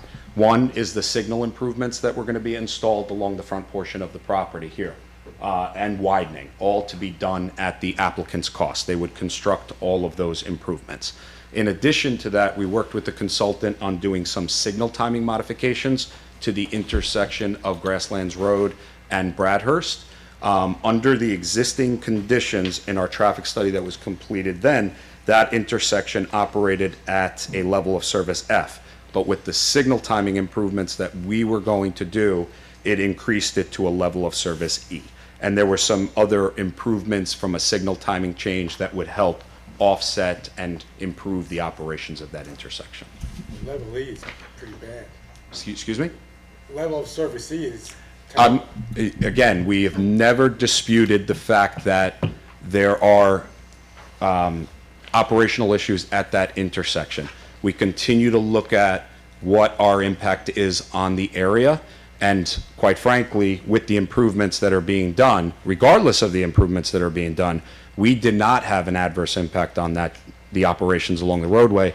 In fact, we are improving it slightly. Still not disputing the fact that there are traffic concerns along that roadway, but we are still doing improvements that we feel will help the area. Okay, any other comments from board members? Just a couple. I think, what are the hours of shift change? Is it a 12-hour shift or 8-hour shift? So we have three 8-hour shifts, and we have the ability or the flexibility to adjust those shift changes to try to avoid primary impact to peak hours. Okay, because I think that the traffic there is terrible. I think that what you're proposing will improve traffic conditions, and I think that given the hours of typical shift changes, it should have no impact on the terrible traffic conditions, only maybe an improvement with what you're proposing. I think that during construction, it will be a nightmare getting through there when you're making those traffic improvements, so hopefully that will be expedited and perhaps occur during a time when school is not in session. Yeah. One other, we agree with all those comments, Ms. McLean, and the only thing I would add is, again, the empirical data shows that many of the employees that come and go from the site will use mass transit. So they're not all vehicular movements associated with staff, and visitors are typically not coming at AM peak hours. Okay, any other comments or questions for board members? Anybody? No. Let the record show no additional comments. I have just, I'm presuming you can share that latest data that you took last week with Caroline, so it's available to the public if the public would like to see it. Okay, so folks, we're here for you tonight. Tonight's public hearing for this particular application on Grasslands Road, Brightview. So what we're going to do is we're going to do a couple things. We're going to give everybody a number. And if you have a number, you can raise your hand. Well, if you raise your hand, I'll give you a number. If you have a number, you can speak. And I'm going to ask you to try to keep it to less than 5 minutes if you can. If you know, try to be a little bit cautious with what you say. And other than that, I'm sorry, I forget. Did we read the public notice on this one? Yes. We did. Thank you. Good thing there's other people on the board with me. Thank you. Okay, so with that being said, raise your hand if you'd like to speak. You get a number. If you have a number, you can speak. So I see number 1 in the back with the man with the tie, number 2 in the way back. I have number 3, number 4, number 5, number 6, number 7, number 8. 8, yep. Number 9. I feel like I'm running an auction. Number 10. Sold. Anybody else? Sold. Okay. All right. So with that being said, just come up, state who you are for the record, grab the mic. Remember, people are listening to you at home, so make sure you speak into the mic so you're audible and all of that. So with that being said, can we have number 1 come up and address the board? Yes. And welcome, and thank you for coming out tonight. Thank you. Good evening, Matthew Parisi, Kensico Cemetery. You can just grab the mic.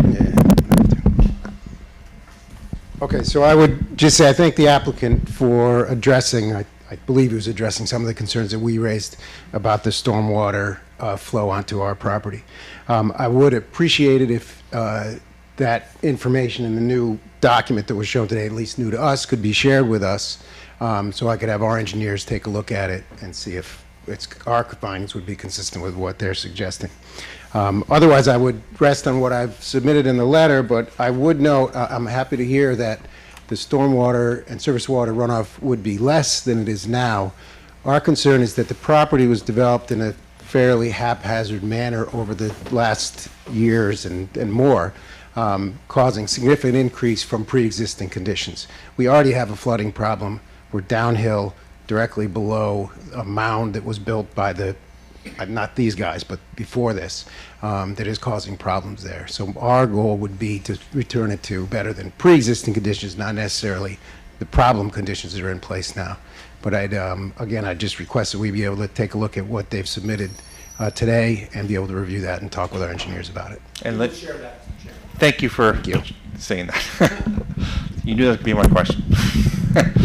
Okay, anything else? No, unless there's no questions for me. No, thank you. Thank you. Okay, number 2. Number 2.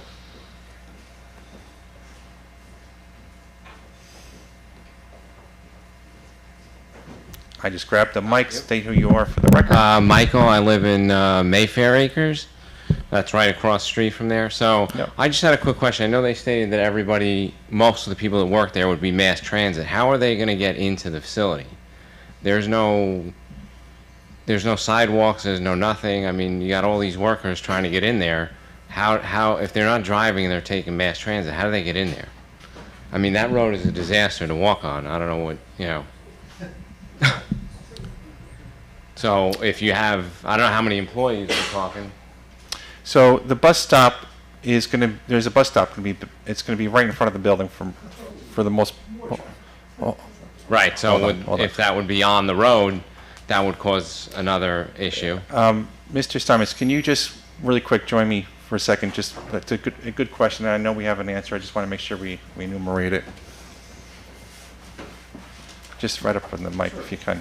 So we didn't say all, you might have corrected yourself. So there will certainly be a significant number of employees who would come by mass transit. There is a bus stop, as the chair indicated. We are currently proposing sidewalk improvements, and we do believe that employees could safely enter the property from Grasslands Road. Can you speak to where the bus stop is? I saw it on the site plan. That I'm going to need Diego I don't to have any more identify. questions. No problem at all. We'll clarify. We'll clarify that and let's What show was it the on. question? I apologize. Where exactly is the bus stop? Well, again, there were two things. There's bus stops that are located east and west of the site. Per the discussion that we had at the last meeting, we've reached out to Westchester County to discuss additional bus stops directly at this location at the opposite driveway here. So we need to work with Westchester County to either move or add a bus stop directly in front of the property. Isn't there a bus stop across the street? It is. There's one across the street, though, on the other side. But we have to look at and coordinate with the county, and that was one of the comments that was raised. We greatly appreciate the board's help on that. Regarding the sidewalk improvements, we do have access from the front door of the facility to the right-of-way. There is a sidewalk that directly leads you there, so there would be sidewalk improvements that are being constructed that leads you directly from the intersection to the front door of the building itself. And if there were something this board could do to help with that conversation, I would imagine a note or some sort of comment, which we can do. And it was already documented in several letters. Okay. But a crosswalk is not proposed as part of these. No, we were not proposing a crosswalk as part of the signal improvements. But there is a signal. Correct. Okay. Thank you. Yep. Thank you. Okay. Say we have number 2. Number 3. Number 3. Oh, thank goodness. Now, people are just filling in for me. That's good. All right. Good evening, board. My name is evening. Stephen Vamosi. I live in the Mayfair Knollwood section. I'm just gonna, so traffic is my main concern. Here are the things in the area that cause traffic: the Bethel Rehab and Assisted Living Facility, WCC, Blythedale, the cemetery, which on a Saturday is a nightmare, no offense. Amazon down on 9A, Regeneron, North 60, Westchester Medical Center, the jail, the homeless shelter. 287 is jammed up all the time. They don't get off at the right exit. They come up by Stop and Shop and go Virginia Road to Grasslands. Grasslands Road every afternoon is backed up from the Knollwood intersection, down the hill, up past the tower to the next WCC entrance. It's absolutely ridiculous. You can't take that way home. So if you pick your kid up at Valhalla School, you have to go up Lake Street, up to that absolutely ridiculous, you know, that intersection. Yep. It's awful. That will increase tremendously. So there's already a lot of people cutting through our neighborhood. Our neighborhood has no sidewalks. There's a lot of dog walkers, little kids. When the bus comes at 7:30 in the morning, it's an absolute nightmare with WC students getting to class, speeding through. I live right on Mayfair, which is just one short road. The illegal left turns into our neighborhood on Chelsea Road are a tremendous problem. Yep. Greenberg is well aware of that. That's probably about it. It's a two-lane road. The infrastructure is just not there yet, and I hope it never gets there. So. Okay, and thank you. Thank you. Okay, guys, number 6. Number 4. Oh my goodness, what is going on with me? I don't know. I'm testing you guys. Number 4.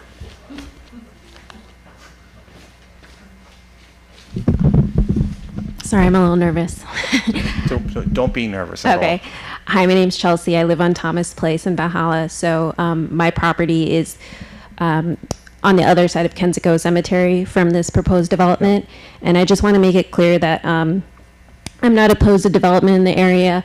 The property as is kind of an eyesore right now, and I think it would be really nice if something was put there. I'm just concerned about the size of this property and how close it is to the street. It would be kind of out of character with other properties that are already on grasslands. Like you'll notice that the Grove and I think it's called the Knoll, which is another senior center, they're set back a little further. WCC is also set back further. I don't want to harp on it, but there's a really bad traffic problem in the area, and I appreciate that you've done studies, but I just don't see how adding 170 units, I understand that a lot of those residents will probably be staying there the majority of the time, but the staff to come in and out will help the problem. I'm also concerned about the traffic backing up on grasslands and emergency vehicles being able to get to Westchester Medical Center, and also things like ambulances and fire trucks to be able to get to our street on Thomas Place.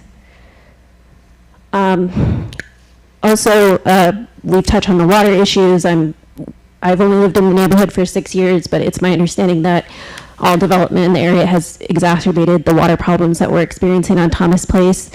And I'd like to believe that you guys have solved for that problem, but if you haven't, it's my problem, and I have to pay for it. And I don't necessarily have that kind of money.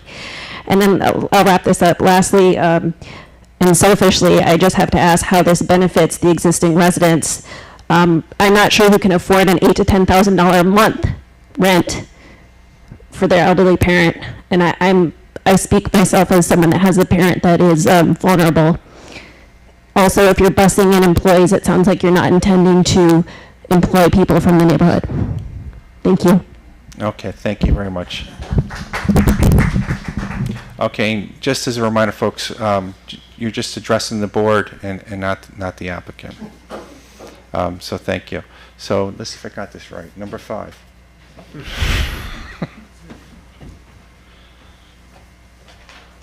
Hey guys. Hi, how are you? Good, how are you? James Johnson. I'm a co-president of the Mayfair Knollwood Civic Association, just across the way. Lived in the neighborhood 15 years now. came to you guys before in regards to the puny property that was looking to be redeveloped. And I guess the first question I have is, just so I understand, from what I understand, this whole thing was originally zoned for single-family dwellings, is that correct? The zoning today can accommodate that building. But So originally, the whole thing was single-family, the whole. Yes, it was. Yes. correct? Yeah, So this was all single-family? it was. They built 2 single families here Mm-hmm, and subdivided the rest of it mm-hmm. to sell it off, and then it was rezoned or loopholes to loopholes. Well, or- just keep the mic with you, by the way, just people can. Sorry, I just want to understand, so there was like loopholes or some sort of rezoning that made this from single-family dwelling to now a potential? I would steer clear of the word loophole, but they Oh. did go through the process of having that property zoned to accommodate such a facility. And that is passed and tried and true. Yeah, so that's why we're here tonight. We're dealing with a zoning that's in place today, not with a zoning in place that was in yesterday. Okay. So we can only deal with the zoning that's in place today. So if the conversation is a single-family zoning area, they wouldn't be here tonight. That's fine, and I wasn't sure about that, I just want to clarify.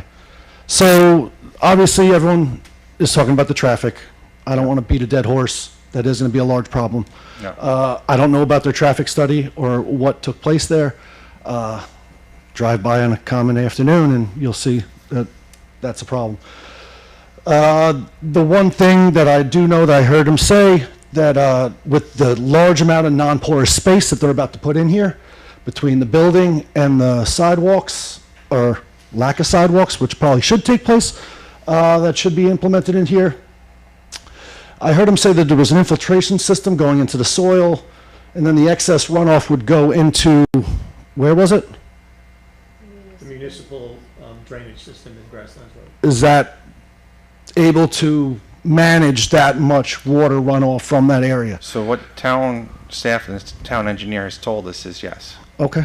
Yeah. I just have to question that because looking at these changes, they're going to be pretty drastic for that area. Yeah, and I think just to enumerate that a little bit more, I think there's quite a few more people looking at it from the Brightview side, for lack of a better word, Brightview, but they've also looked at it from an engineering perspective. So we've had town staff looking at it from an engineering perspective, but Brightview has also looked at it from an engineering Okay. perspective. So an engineer is an engineer. No, you know, and- I'm not contesting that. So no, I'm just, for those who know, that, just want to make sure an engineer is an engineer. I'm a certified arborist, so I So- care about trees, and I know So- it's lined with pines. Yep. And it looks like they are going to do some stuff here, but the amount of non-porous space that is about to take place is pretty crazy. And if you know here, this is a hill that dips down. Right here at this intersection is a very, very low point, and then it balls back up. So, I don't know. I guess I just not too happy about this, and I'm opposed to it, and I know I've gotten emails and letters from people in our neighborhood. I guess I'm a little late to get here about the whole change in the zoning, and I just wanted to come up and say that, so, Oh, no, thank you for coming out tonight. thank you for your time. Thank you. Okay, number six. Number six.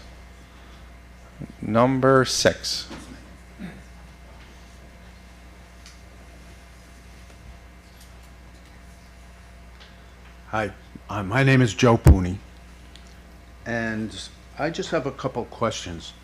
The Brightview project, what is the age limit or maximum or minimum for a resident? Well, Is it 65? we'll defer that to, So the average age of move-in for Brightview, whether it's independent living, assisted, or Alzheimer's care, is 84 years old. That's the average age of move-in. It's a Average needs age. space housing. So what age do you? so I'm going to ask you to come up to the mic, and because we have to address all the questions to the well, board that's and what vice I'm trying to versa. do, So Bob. we're going to go through the process, making sure we do that. So thank you. Just state who you are for the record. We know, but just make sure the record knows. Good evening, I'm Maria Miller. I'm with Brightview Senior Living, and I wanted to address the question of what is the age for Yeah. people who are moving into Brightview. The average age of residents moving in, regardless of the neighborhood, independent living, assisted, or what we call Wellspring dementia care, is 84 years of age. Is there a minimum age to be in there? That was the true question. He asked if there's a minimum. 62 years is the minimum, but we generally don't see people that young. Well, I hope so. Okay, so thank you. my question then to the board is, Is there a master plan for the town of Mount Pleasant? We have a population of approximately 45,000 people. And this type of housing seems great for someone that needs that type of care. I've been told that the community is saturated with senior housing. I'm talking more about 55 and over. As someone who's approaching retirement, would like to stay in the area, is there any plans for the town for senior housing, not to that kind of level, 55 and over? Mr. Simons, I see, is coming up. So it was Joe, right? Joe, yeah. So I hope Joe shows up at the public hearing in connection with another client and another matter that I'm working on, where we are trying to do active adult housing here in the town of Mount Pleasant on a different piece of property. So the answer to that is, this application has nothing to do with active adult, age-restricted 55 and over. This is not a product, hopefully, Joe, that you would necessarily need. At this point. There is an active application before us now for a 55-plus community. Yes. So does the town have a demographically figured out what we need as a town for senior housing, say 55 and over? Is there a So the town, redid their master plan. And Pat, you want to speak to the master plan and the aging and all of that such? So the master plan notes the demographic characteristics of the town. The town is skewing significantly older. There is no senior housing in the community other than the 2 assisted living facilities that are being proposed now. This one and the Shelbourne project behind the shopping center. Right. And the other project that Mr. Simons just mentioned before. So currently there is no saturation. It's just the opposite. There's no provision for it currently. And the master plan is called for trying to accommodate that to address the population of the community. Okay, then with a project of this magnitude and their location, is it detrimental that there's no shopping center, something walkable for the residents that are going to live at Brightview? Where are they going to go? Just stop and shop and then stop and Seems shop? like these people at Brightview that are moving in there Mm-hmm. need some severe assistance. Okay, I don't think they're gonna be walking anyway. okay. So it's more of a care facility. Seems that way, assisted living. Continuum of care. Okay, so now I guess my big question is, what about 55 and over people? That's a lot of units, 770. That doesn't sound like someplace I would be going. So I'm trying to understand. So we're trying What does the town have in the plan? So there's a 55-plus community here, right up the road, right behind the town pool. There's a 55-plus community proposed. Proposal, right. Proposed. It has a ways to go, but it's proposed. So Right. there's one there. There's the Shelbourne facility, which is behind Acton, which Pat has But spoke that's to. an assisted living facility. That's assisted living Right, as well. assisted And living. then there's projects before us. That's it at this point. I think your question is more proposed to not this board, the town board.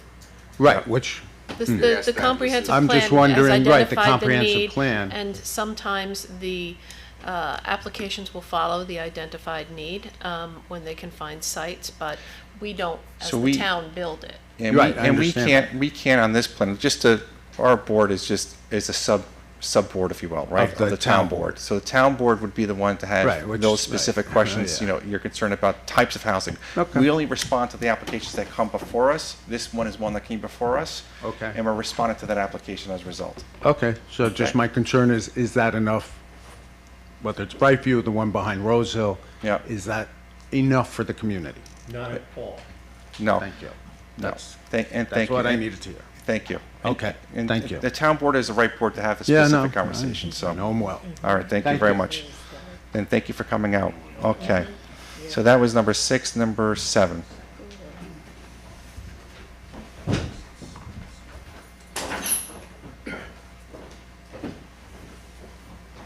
Hello, my name's Corinne Rosa. I'm another resident of Mayfair.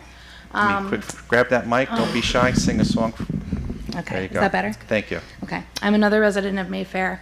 A lot of the points that I would be concerned about have already been addressed tonight. I want to thank Ms. McLean for her awareness of the traffic patterns on grasslands already.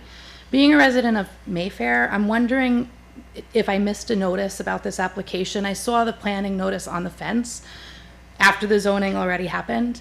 I wasn't aware of any mailings that come through, but being that we share a road that's state maintained, I do think that it would be good protocol if residents of Mayfair could be notified. I found out from a Mount Pleasant neighbor of mine about, And you did say you saw the sign, right? for this meeting, Yes, but not for the zoning meeting. for the rezoning meeting, gotcha. The signage is actually a new requirement, the town just installed that requirement. So when they did the zoning, we didn't have a sign requirement. So if they came before us, not us, if they came before the ZBA to rezone that property today, they would have to put that sign up today. Back when this was before the zoning board, it wasn't in place. Okay. So, But just, you know, as a shared neighbor, I know, you know, we're in a funny little spot sharing so many of our resources with Mount Pleasant. I want to thank the applicant's awareness to try to mitigate traffic patterns, so I'm not going to harp on that issue. They noted that in the new traffic study, there were about 20 trips in the peak time. I was wondering if somebody could relay that as a percentage instead of an absolute value in terms, and look at it in terms of a time frame. Is it per hour? Is it per 3 hours? What's the peak time frame? 20 trips as an absolute number could be a 1% traffic increase or could be a 20% traffic increase. It's So the peak hour. 1 hour. Yep, 1 hour in the morning, 1 hour in the afternoon. Do we know as a percentage what that might be? 2%. Thank you. And then also, as I think Ms. McLean touched on already, the timeline of construction. You know, when DOT is out there doing tree work, it is pretty unbearable to pass on that road. It's a highly trafficked road. There's school buses that travel on it. There's parents who do pickups from schools, drive-through activities. It's a main thoroughfare through town. So I would like to ask for some attention in trying to manage that the best as possible, or if we have any time frame as to what the construction may actually be. And then lastly, a new concern in regards to the facility itself is with regards to the memory care and Alzheimer's unit. Are those patients ambulatory? Because, you know, a concern with memory care patients is that they may wander, and it could be pretty hazardous if they find their way onto that roadside. Yeah, and those questions did come up before this board, and I think, Ms. Miller, you've addressed those before. You want to address it more time? I know we've kind of gone through this a bit, so we've had echoed similar concerns in the past. Thank you. Thank you for your questions. So regarding the Alzheimer's patients, and so to say, we don't use the word patient, it's residents in our community. People are generally ambulatory. We do recognize that people who are living with Alzheimer's and other kinds of dementia sometimes do wander. And so our Wellspring neighborhood, which is where our Alzheimer's care is secured. So it's secured both internally inside the building. It's a separate secured area. It also opens to a courtyard because we believe green space is really important. I don't have my back to you. I was trying to. Green space is important, and so you can come from inside our Wellspring neighborhood out to the courtyard, kind of a loop. The courtyard is also secured, and then back into the community. So we are super, super aware and sensitive to the point. So thank you for raising it. And then just one last point, if I may. Where can I find information about how how the property may affect resident tax rates or school district tax contributions? Is there anywhere that I could find information on that? Would be on the town site. There's a bunch of information. So you're looking for information about how this application could impact the tax base and tax and the results. So I would imagine it's increasing the tax revenue. So there was in what was called the negative declaration you heard before, there was an assessment of fiscal impacts, including tax and community service costs. So that's a document that I believe is on the website, but Carol can get you a copy of that. Thank you. Okay, and I'm going to hold off. I'm tabling that conversation on timeline of construction for the end. I'll talk to the applicant at the end. Just make sure we get that question for you. Okay? Okay, thank you, Ms. Miller, as well. Okay, so we're up to number 8. Number 8.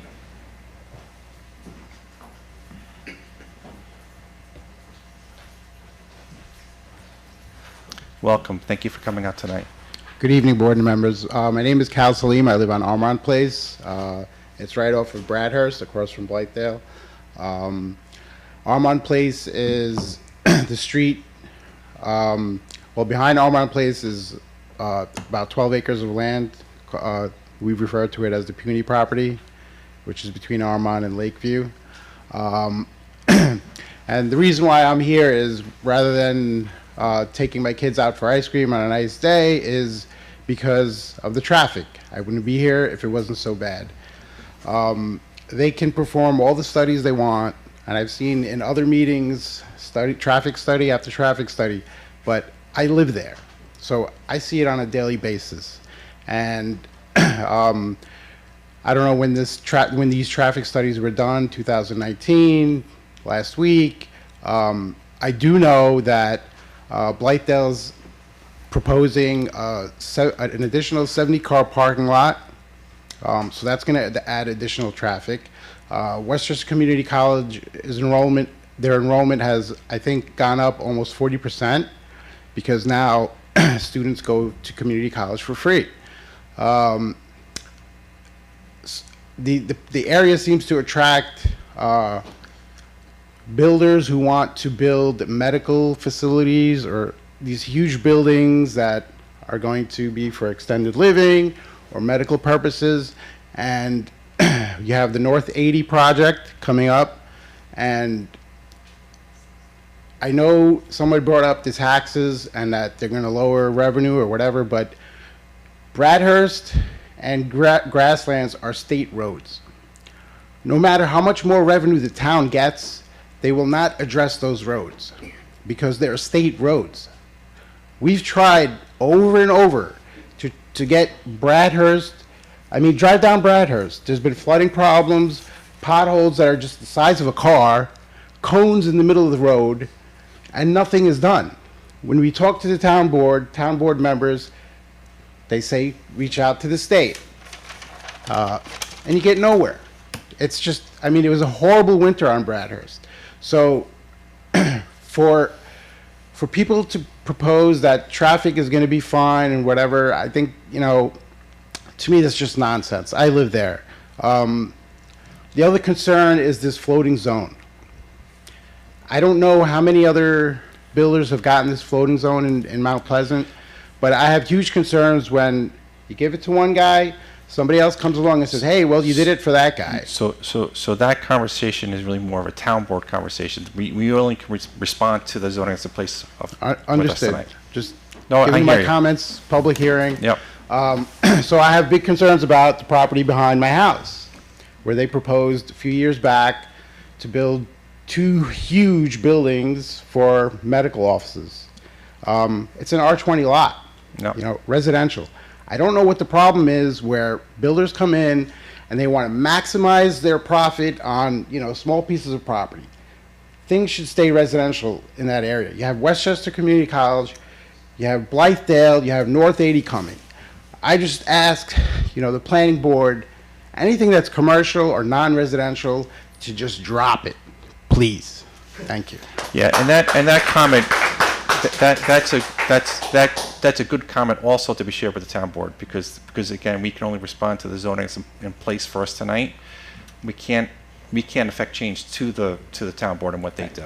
Oh, one more thing.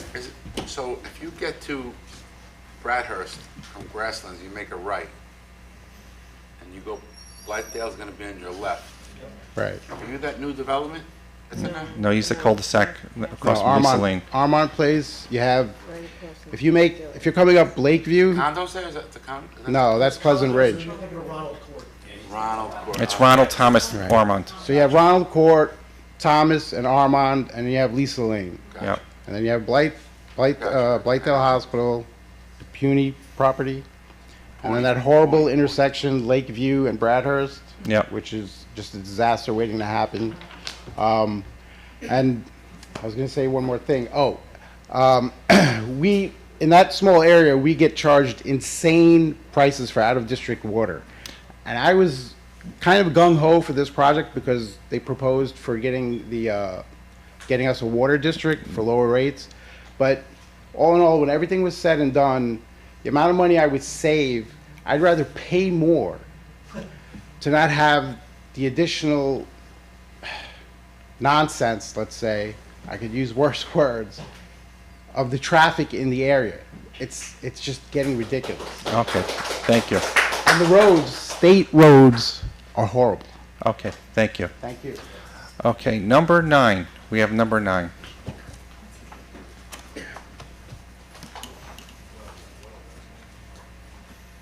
Hello. My name's Judy Burke, and I live at 376 Grasslands Road. I am one of two relatively new houses. They were actually built 16 years ago, and it's a small tract of land. There was a house on a 1-acre lot. The house was bulldozed down. Mr. Kreco bought this property so that he could run the sewage lines and various pipings through this property from this vacant lot over to Ronald's Court. So the water at sewage runs through these pipes that go through my property and the property of the house next to mine, 376A. Back 16 years ago when we bought the house subsequent to moving in, and there was work being done on that vacant lot, they were putting piping in for the roads for the single-family homes, and we wound up with flooding in our basement because they actually damaged some of the pipes over there, and because of the way the piping runs, it caused stormwater overflow as well as, sewage backlog into our homes, the two houses there. So definitely concerned about stormwater and the way that the piping is, I'm not sure if I'm saying this properly from an engineering point, but the way the piping is handled on that property, it's very important to us living in those homes as well as Ronald's Court because of the way the piping runs through. So just, I think I can tell. I think I'm in here. So my house is set back from Grasslands So Road. you're next to Scorlick Lane, right? Yes. Yeah, I know where you are. Yep. So there's a long drive that goes down, Mhm. and there's 3 houses actually back there. Yep. And have definitely had problems as a result of what was done on that vacant lot. Okay. Thank you. We're gonna. Contact the town about these problems? It was actually addressed by the builder back 16 years ago. They wound up putting French drains in, they found the problem, so they did address it. It's just that there's piping there that impacts my house. And if, Are you still getting? not anymore. Oh, okay. But if those pipes are damaged, it could happen again. Okay. Okay. Okay. Thank you. Okay. Second, my major concern is quality of life in the area, not only for myself and the houses in the immediate area, but for my neighbors in Mayfair. As everyone has conveyed, the traffic on Grasslands Road is atrocious. It could take me 15 minutes sitting in bumper-to-bumper traffic in the afternoon when Westchester Community College lets out. I live right off Grasslands, but I have nowhere to go. I'm sitting there. And it could definitely be 15, 20 minutes, just to get from down by Legion Road up to my house. And I can't imagine that having this development there could possibly make it any better. The group spoke about the number of residents, but they didn't really speak about the number of employees. And I understand that there'll be shifts and they can vary the shifts, but it's a lot of people going in and out. I can get you an answer to that question quickly. Can you just hold that thought? I'm going to get you that answer. Sure. Just come on up, Ms. Miller, and answer that question on the number of staff. Thank you. So we have 3 shifts. They are running from 7, let me just make sure I get it right. They run from 7 to 3, 3 to 11, and 11 to 7. So the double edge here is that we do, one of the hopefully great things about Brightview is that we do hire local. So I do want to, Chelsea asked about that. So we do hire local. We take great pride in that. And it's a great kind of a mix of jobs from hourly to salaried. Because these shifts are off-peak, and we're generally having about an even split. I wouldn't say exactly 33, 33, 33, but roughly that. Just a little more in the morning and a little less in the evening. The impact, we are coming off peak time, so we're generally not, I know that people are super sensitive to traffic, I totally get it, but we're generally not in the high traffic times when our team is coming to the site. That said, we certainly can vary the shifts, as long as we've got coverage, because we are a 24-hour-a-day operation. that's what counts. We can vary shifts as we need to accommodate off-peak hours. And do you integrate yourself into the community at all? Totally. So just to get back to local hire, and I want to say it's super altruistic, and also it's super selfish. So we are an operating community. We're serving residents. This is also, Chelsea has so many good points. I wanted to address some of them. People wonder, where do the people who live in our communities come from? 170 people. We have 48 open communities. To a community, 70% of the people who live in our communities come from within a 15-minute drive range. We do a 5-minute circle, 10-minute, and then a 15-minute. 70% come from within a 15-minute drive of the community. The other 30% generally, the adult children, and I would be an adult child, the adult children who live in the neighborhood are bringing a parent back to be closer to them. So that's who's living in the community. We work really hard to be a good neighbor and to integrate in the community. We do have lots of things for our seniors to do inside the community because some folks are not as easy to get out on a daily basis, and we want people to have daily, high-quality programming. But we do also partner with the community. We partner with local nursing organizations, the local schools. We have volunteers come in, seniors go out. So we try really hard to be a part of the community, and we view ourselves as residential. Our antithesis is institutional anything. Thank you. Thank you. And thank you for letting us address that question. No problem. How many staff members? That would be the question. That was the big question. Thank you. 100 in total is how many we would need to stand up the community. So, and I was sorry, I thought I answered it, but I went too quick. It's dispersed over 3 shifts. So there's about 33 to 40 people per shift, depending on if it's the morning, afternoon, or evening shift. Thank you. Does that answer your question? It does, but, so then maybe a second question for you, or maybe it's more of a request. And just remember to address the board, and the applicant is going to respond. So she mentioned 3 shifts, from 7 to 3, from 3 to 11, and 11 to 7. So the shift that ends at 3 o'clock is right when kids get out of school. Yep. That is like the peak time for school buses and for parents going to the local schools to pick up their children. So that is probably the worst time for a shift change, to have now 30 cars go out and 30 cars come in. So my request would be to have that altered so that the shift change was not at a school time. Yeah, school time. Right.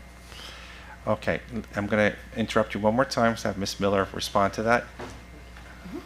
So thank you for that, for sure. That's one of those things that as we staff the building and we kind of get the flow of the neighborhood, we certainly take into account.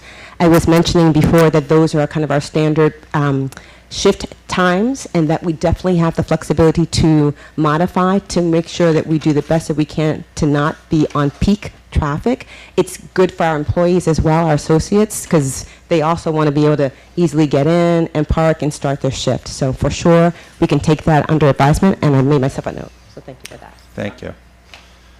Okay, thank you for interruption one more time. No problem. And then just as I said, my main concern is really quality of life, not only for the people in the immediate area that I live in, but for all of my neighbors in the Mayfair area. My husband and I live there. We've got a dog. We go across Grasslands Road, which can be treacherous at times, especially during high traffic hours, because we do enjoy walking through Mayfair. It's a nice area to walk, and the people are terrific. So definitely concerned for everyone at hand. And then also, just for the record, I also was unaware of the zoning change. I had heard about the plan for the private homes. That would have been, much more conducive to keeping the traffic and the quality of life at a better level. Okay, thank you very much. And I think I have it correct. We are at number 10. I said that hesitantly, but I think you are number 10. I'm number 10. Boy, took a while to get here. Yeah. All right. The west of the train tracks, the development. Can we have your name and address, please? Sorry. My name is Glenn Acasella. I live at 20 Bradhurst Avenue. I've been there for over 30 years. The traffic is out of control. You might not want to hear it. It is. Okay? People are here, we live there. I lived there 30 years. We can't take no more, okay? It's just too much. They say nobody walks the buses. There's somebody that gets off at Grasslands Road every morning, several people, and walk up to 19 Bradhurst Avenue. Okay, that's the medical building. So don't tell me that a bus is going to drop people off right in front of their building. It's not going to happen. They're going to get off at Grasslands Road, they're going to walk down the street, and they're going to get hit by a car. That happened already on Bradhurst Avenue. Somebody died on 9A by Amazon. The building is out of control. You can't keep putting commercial building in this area. It's just out of control. I don't even know where to start. I've heard so much stuff tonight. That property should only be residential. I know we're past that, but that's what it should have been. Okay? I'm one of the people that have been on a well for 30 years, and I wanted the water more than anybody in this room. But you know what? I don't want no more traffic. I'm sick of it. I will stay on my well and buy my Poland Spring water because I don't want no more traffic. I come off the Parkway, right? Virginia Road, 15 minutes on my GPS to get to my house to go a mile and a half. Is that right? 15 minutes? I got to look at the GPS, not from when I come home from where I work, but when I get right near where I'm going to my house and say, oh, I got to see how bad Grasslands Road is tonight so I can go around down Legion Drive and come to the cemetery because it's faster. It's not right. We live there. We live there. And we can't keep taking more. Blightdale wants to do a 50% expansion. The Pooney property, another 12 acres. They want to put 2 medical buildings there. Okay? We can't keep changing the zoning and putting commercial buildings in. 4 stories. It's out of the area. There's no buildings 4 stories. Blightdale, again, 50%. Then they want to go up higher. The North 80's coming up. Where are you putting all the commercial traffic? Sirens. You hear them all day long from the medical center, from the prison. Sirens, sirens, sirens. That's all you hear. Do any of you live over there? I don't think so. I do. Sirens all time long. Traffic all day. Can't get out of my driveway. What are we going to do? We live there. People live there. It's a residential neighborhood. It's got to stay residential. Okay? I know I get passionate, I get loud, but that's because it's just too much. And that's okay to get loud. I mean, everybody delivers a message different, and I'm fine. No, but it's just too much. It's just you can't take it anymore. And I hear what you're saying. And you're going to put another 4-story building in. Yep, I hear what you're saying. Where does it end? Yep. Where does it end? You know, they're going to want to put the property, floating zone. They're going to grab that because it's got to be a quarter of a mile with 100 feet on a state road or a county property, and they're going to put floating zone. Let's do it down on the Bradhurst property. Then all of a sudden we're here, the same thing. None of these people knew about the zoning change. Maybe we have to go back in time and say, let's look at this property because nobody knew about a zoning change. It would be different if people knew about it. Maybe we'd have a different result right now. Is that right? Is that fair? You don't want to hear the word shoehorn, wish it in, things like that. But it seems like that's what happened. We got in, we changed the zoning change, $100 million we're putting into the community. We love it. Yeah. Amazon, we love it. But then you close West Stevens Avenue. Nobody drives. Where do people drive? Bradhurst Avenue, Grasslands Road. And the people that live there or up there got to send traffic. Got to come out. Can't get out my driveway today because I got to send traffic. You know, why don't you close, you know what? Build this development, close Grasslands Road, close Bradhurst. I'll be happy with it. Make it a cul-de-sac. That's what every other part of town you do. Close, oh, build Amazon. Oh, I don't want people cutting through my neighborhood. 2 black guys walk down the street. They call the cops. There are 2 black guys walking down the street. Is that right? They don't have the ability to walk from Amazon to the train station? I mean, it gets me crazy. I'm sorry I ever moved here. You know, because it's just too much. And you nod your head and you listen to me and you think I'm like crazy because it's passionate because I live here. And people live here and this is home. We raised our family. We're getting forced out by commercial development. Is that what you guys feel is good? Guess I Major's all quiet. No, you didn't make us quiet. We appreciate your comments. We'll get back to you. Well, I don't take it because I'm passionate and get loud. You're not going to get an answer. No, but I know, but I'm just saying. You raised your concerns. But we're going to be here in months when the North 80 comes. You got Regeneron. These developments are 7,000, 8,000 cars. Do you know how much traffic that's putting on the road? And it's all because of commercial, 100 million I hear. Sidewalks, oh, we're not gonna build a sidewalk because nobody's gonna walk on it. People walk on it all day long. We send in pictures, accidents. Okay, this is what's happening. We fear that our kids go out in cars and they can get into an accident. Or if somebody rides a bicycle or walks on Bradhurst, Blightdale, they come out with kids in a wheelchair. There's no sidewalks. This town should be going forward and looking into building sidewalks for any commercial development. If this goes in, they should have to put a sidewalk in from one side of their property to the other. And next to it is the Methodist Church. And I hear they're going to sell once this is done so they can flip their property into, the Methodist Church owns the house next to this property. Okay? The development where we're at, on Grasslands, that house next to that is owned by the Methodist Church. And so what I understand is once this is done, they're going to want to sell that property. Okay, there's a brick house there. All right? And then, yeah, well, they're supposed to knock them down. And then is the developer next to this property, not that this is, but to the left of it, he's going to build any more homes on that property? Or is that 2 homes, that's all they're building there? What we have here is what we have before us tonight, right? So the only thing we have before us tonight is that application. That's all we have.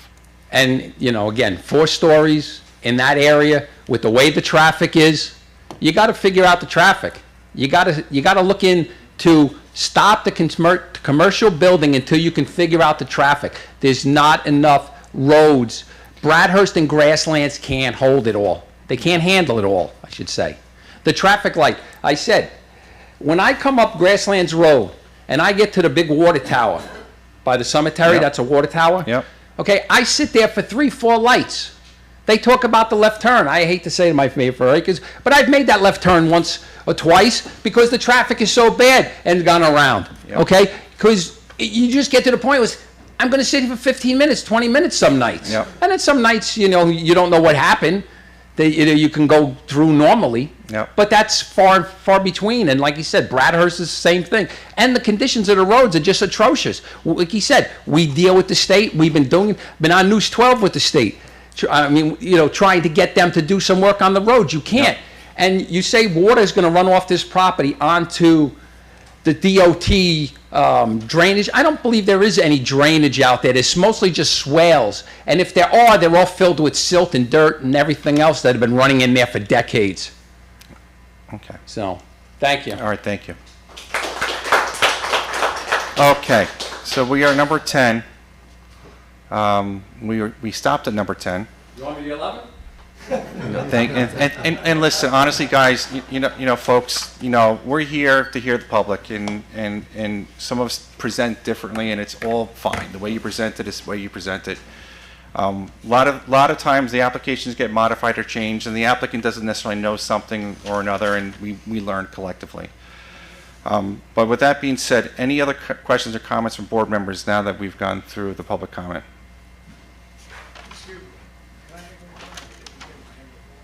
All right, come on, just make it quick.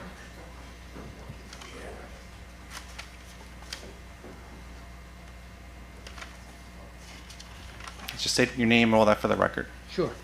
My name is Kirk Baker, live on 24 Davis Avenue, Valhalla. Yep. Talking about getting out of Valhalla Park, you can't get out of Valhalla Park during rush hour. You're stuck there at Grasslands Road, or if you go the other way, you're stuck past the firehouse going down Legion Drive because of that traffic light they put in. It's just, we're so tied in there. There's no way for an emergency vehicle to get up there. There's no way for the volunteers to get to the firehouse to get up there because it's all on Legion Drive. So I don't know how you can have a project like this go ahead, because they haven't mentioned another thing. What about the visitors to the 170 people? That's all. That has been reviewed. It has been reviewed. That has been, the estimated visitor count has been reviewed quite a bit. And the secret study and a whole bunch of other studies that have come before us. But it's still going to add traffic on that road that's already a bottleneck. Yep. That's all I have to say, and I just think that the town really did an injustice of not advertising the zoning change to begin with. It's totally crazy. Okay, thank you. You're screwing 2 towns. Okay, thank you. So we are at a point where we do want to get a final comments or questions from board members. I ask the applicant to come to the mic if he can, as he's doing. Any other final comments or questions from board members? Any other final comments or questions from board members? Okay, let the record show there's no final comments or questions from board members. So we do have a public hearing here, folks. What do we want to do with this public hearing? I think we can close the public hearing. So we have a motion from Eileen. Second. So we have a second from John. Walter? Aye. Jane? Aye. John? Aye. Eileen? Aye. And myself and I. So we have a closed public hearing. Next up, and help me out with this one here because I think there's a couple things to go through for this site plan. We are doing a subdivision Correct. and we're doing a, hold on one second, I'm just taking some notes. And what else is here, Pat? This is also gonna. Site plan application, a steep slope application, and a wetland permit application. And the wetland application. So there's 3 things before us. 4. So subdivision, steep slope, wetland, and, Steep, wetland. And site plan. Site plan, I'm sorry. okay. Okay. So, board members, I'm sorry, did you have any final comments? Simple comment is we would ask that the board allow us to submit the traffic verification data to Mr. Cleary and staff, and we would suggest that your board allow Mr. Cleary to prepare a draft resolution, and let's spend some time and figure out what conditions are appropriate and come back before you at a future meeting. We are not here tonight asking you to vote on anything. You do not have a resolution before you, but I think we're at a point where we understand what the issues are. The neighbors have done a very thorough job of making their comments, and I think we're now at a point where Pat can begin to prepare a draft in earnest. And you've taken notes tonight, I'm sure, and We have. And we can address some of those more salient comments if needed. Oh, I'm sorry, I Yep. should have spoke up before. Go ahead. Go ahead. Did you happen to contact New York State about any plans to help out the traffic on this road?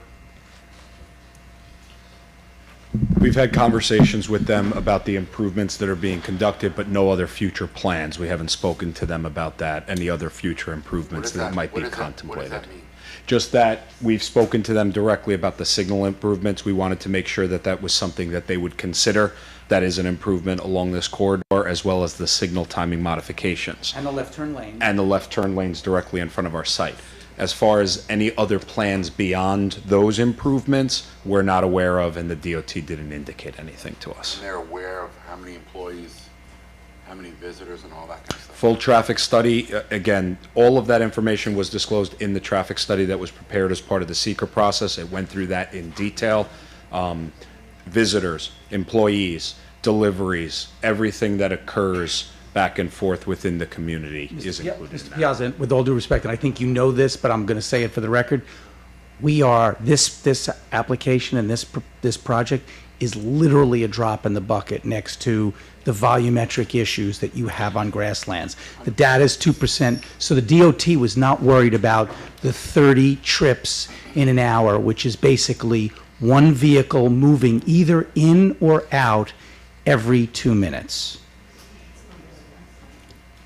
We're not the issue. Any other comments? Nope. Okay, so, folks, we have before us tonight a subdivision, a site plan, steep slopes, and a wetland.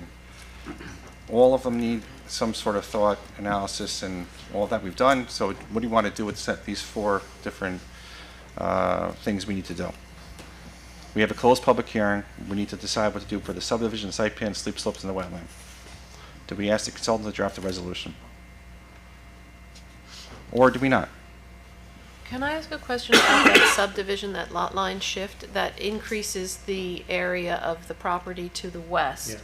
Does that make that possible for that overlay district to be The applied? question that was raised earlier, that those Okay. 2 lots are fully built out, it would not add any additional building opportunity. Okay, The overlay district has a minimum 8 acre. okay. Great question. Okay. So what is the board thinking? Subdivision, site plan, steep slopes, and wetland, do we ask the consultant to draft resolutions for one or all of those, or not? and we'd have to take them one at a time. And we already closed the public comment on this, right? Yep. Well, the traffic study that you just did, Mhm. and then somebody else mentioned that the Westchester Community College has increased its enrollment by 40%. Since when? I don't know. So that would be, you know, I would like to compare the enrollment from 2019 to now and have it as part of the draft and part of the review on that. And then the traffic study was done by you, did it count, or your traffic consultant did? Our traffic consultant, JMC, Diego's office did that. And in addition, as we said, and just again to remind you, DOT did their own analytics in 2024. And what we did, just to be belt and suspenders, we compared those. Their last count was in 2018. So we compared their 2018 data to their 2024 data and compared that to our 2019 versus 2024. It all showed the same data. It all showed the same result. And whether WCC increased or didn't increase their enrollment, and I can't speak to that, we can inquire. The traffic counts are the traffic counts. The movements are the movements. So whether kids are carpooling, biking, or walking, the data is what the DOT told us and what we verified. We're happy to submit that again. Again, no disrespect to the board. Technically, the secret process is closed. Yeah. And I don't mean that, but, you know, everybody here is, you know, and we live here too. Of course. And, you know, I have to go there too. So I want to make sure that we do everything, Got you it. know, in the broad daylight and have. Totally agree. And Jane, remember, she's about to spend $100 million to make a facility that actually is going to be livable, workable, that all of us can get to visit our parents at. So we agree. It's not something that Brightview took lightly. Though there were comments made this evening, I was here for the public hearing in front of the town board, and people spoke at the public hearing before the town board. So we've been mindful of grasslands and analyzed our ability to function on this road. This is not Brightview's first rodeo. This is not Brightview's first facility. They are first in class for a reason. So if they didn't think they could function here, they could spend their money elsewhere. Okay.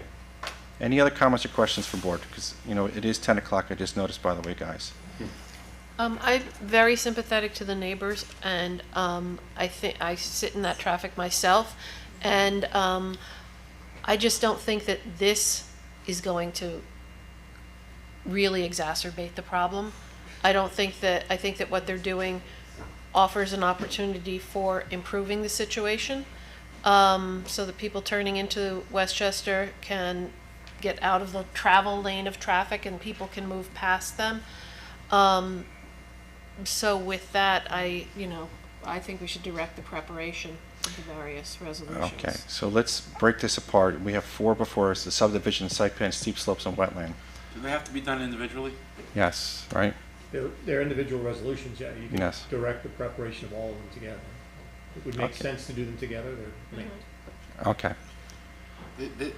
You know, like Eileen said, this is putting, you have concerns, I get them, but, you know, it's not for this board to decide that. This is, you know, you got elected officials that, I don't know where you went with, I don't know who you went to with the state, who you went with the county. These are the people you need to go to. It's not us that are gonna say, no more commercial. I hear you, I feel it. My office is down the road there. I get it, but it's not us that can say,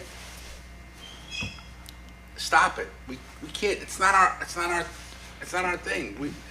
They followed all the regulations. They met with the consultant. I get it with the traffic. I understand what you're saying. I feel it, but it's not something that this board can do. These are, you know, when you go for elections and you got to vote for people. These are the people that are going to make the difference for you. And I get it. I know you want to cut my head off right now. But I feel it. We're not going to do this back and forth now.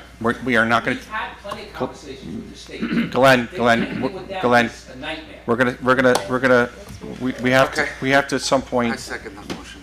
Okay, so let me just make sure. You had the motion, and you seconded the motion. All one shot. All in one shot, okay. So, and this is not approval. This is to for the prepare a resolution. So with that being said, we have a first and a second. We have Walter. Aye. Jane. Aye. John. Aye. Eileen. Aye. And an aye from me. Okay. So the consultant is going to draft the resolution on those things, and then we'll prepare it, and then we'll be back to look at the resolution. Thank you all. We appreciate your time. Thank you so much. Yes, sure. Is there any recourse to go back to the town board to have the zoning changed at this point? You would have to ask that question to the town board. I wouldn't know that specifically, but I would encourage you to go to the town board meetings and have that conversation. 'Cause Or at least visit the website and check out what's on the agendas to see if there's anything that affects your neighborhood or your property. Thank you. Okay, guys, it's 10 o'clock at night, so I'm hoping we can go through the rest of these expeditiously. And folks, we have a lot more on the agenda, so I'm going to ask everybody to leave the room quietly and let us get on with the nature of our business as we move forward. Folks, which means I need you guys to leave and not disrupt the rest of the meeting. Propose 146 Broadway, Thornwood, New York, demolition of existing structure. Oh, did I skip one? What's going on? What did I skip? No. No, 146. 146. 146 Broadway. Go ahead. Okay. He says I'm wrong. Hey, listen, we all made, I was doing 8s and 7s, and you were doing what you were doing. Okay, so 146 Broadway, come on back up. Forward, demolition of existing structure, construction of a mixed-use building, ground floor retail, first and second floor apartments, 4 units in total. Application site plan PSP 23001, location 146 Broadway, Hawthorne, section block number is 112.9-1-7, zone HH Hawthorne Hamlet. Owner applicant is 146 Broadway LLC. Engineer architect is Thomas Haynes Design Group. Welcome back. Thank you very much. My name is Thomas Haynes from Haynes Architecture, presenting an application in front of you again for 146 Broadway. So we had initially received zoning board approval for this. This was located in the HH zone. It's one of the first projects, I believe the first project to receive a variance for the new zoning district. The reason, just to refresh your memory, it's been some time since you've seen this, was for 2 reasons. One is for impervious surface site coverage, which we've received the approvals on. And the second variance that we received was for the percentage of the building across the front of the property line. So we're supposed to have the building frontage at 75% of the width. We couldn't do so because of the smaller lot size, and we actually had to have an access driveway to come in for egress and ingress and egress there, which limited our frontage of the proposed building. We presented that to the zoning board, received the approval there. So we did present in front of your board. It was about a year ago. We did receive comments at that time from the town engineer, which I believe came shortly before we had our hearing. We addressed those comments, but it really wasn't adequate time for us to have the board review it at the time, and we didn't really present those points, but we did revise our drawings at that time for David, the town engineer's comments. We addressed all those comments, resubmitted. We did have a site engineer involved. One of the questions that came into was site visibility. So there were some studies that we need to have done. We've since had those prepared, submitted those back to the town. We have I think at this point, there's still 4 remaining points from the town engineer. Otherwise, we've clarified everything for them. 3 of which I believe are a mistake on the town engineer's behalf, and I can explain briefly why.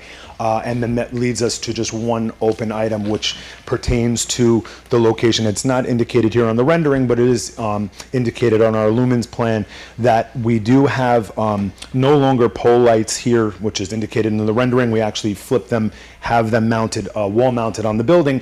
But because of the height of those lights, one of the comments that the engineer had is that he had concerns that if the lights were mounted up at a 20-foot elevation, that it could potentially shine into one of the windows of one of the units. So we're in the process of just finalizing that. We're waiting back for some information from the manufacturer at that point.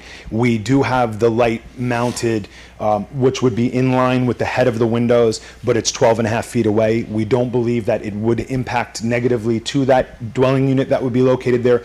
But again, we will support that information once we have the manufacturer's information. We will submit that right away. And at this point, we're hoping that, you know what, I just want to get back into the points that they had made, if I may. Hold on one second.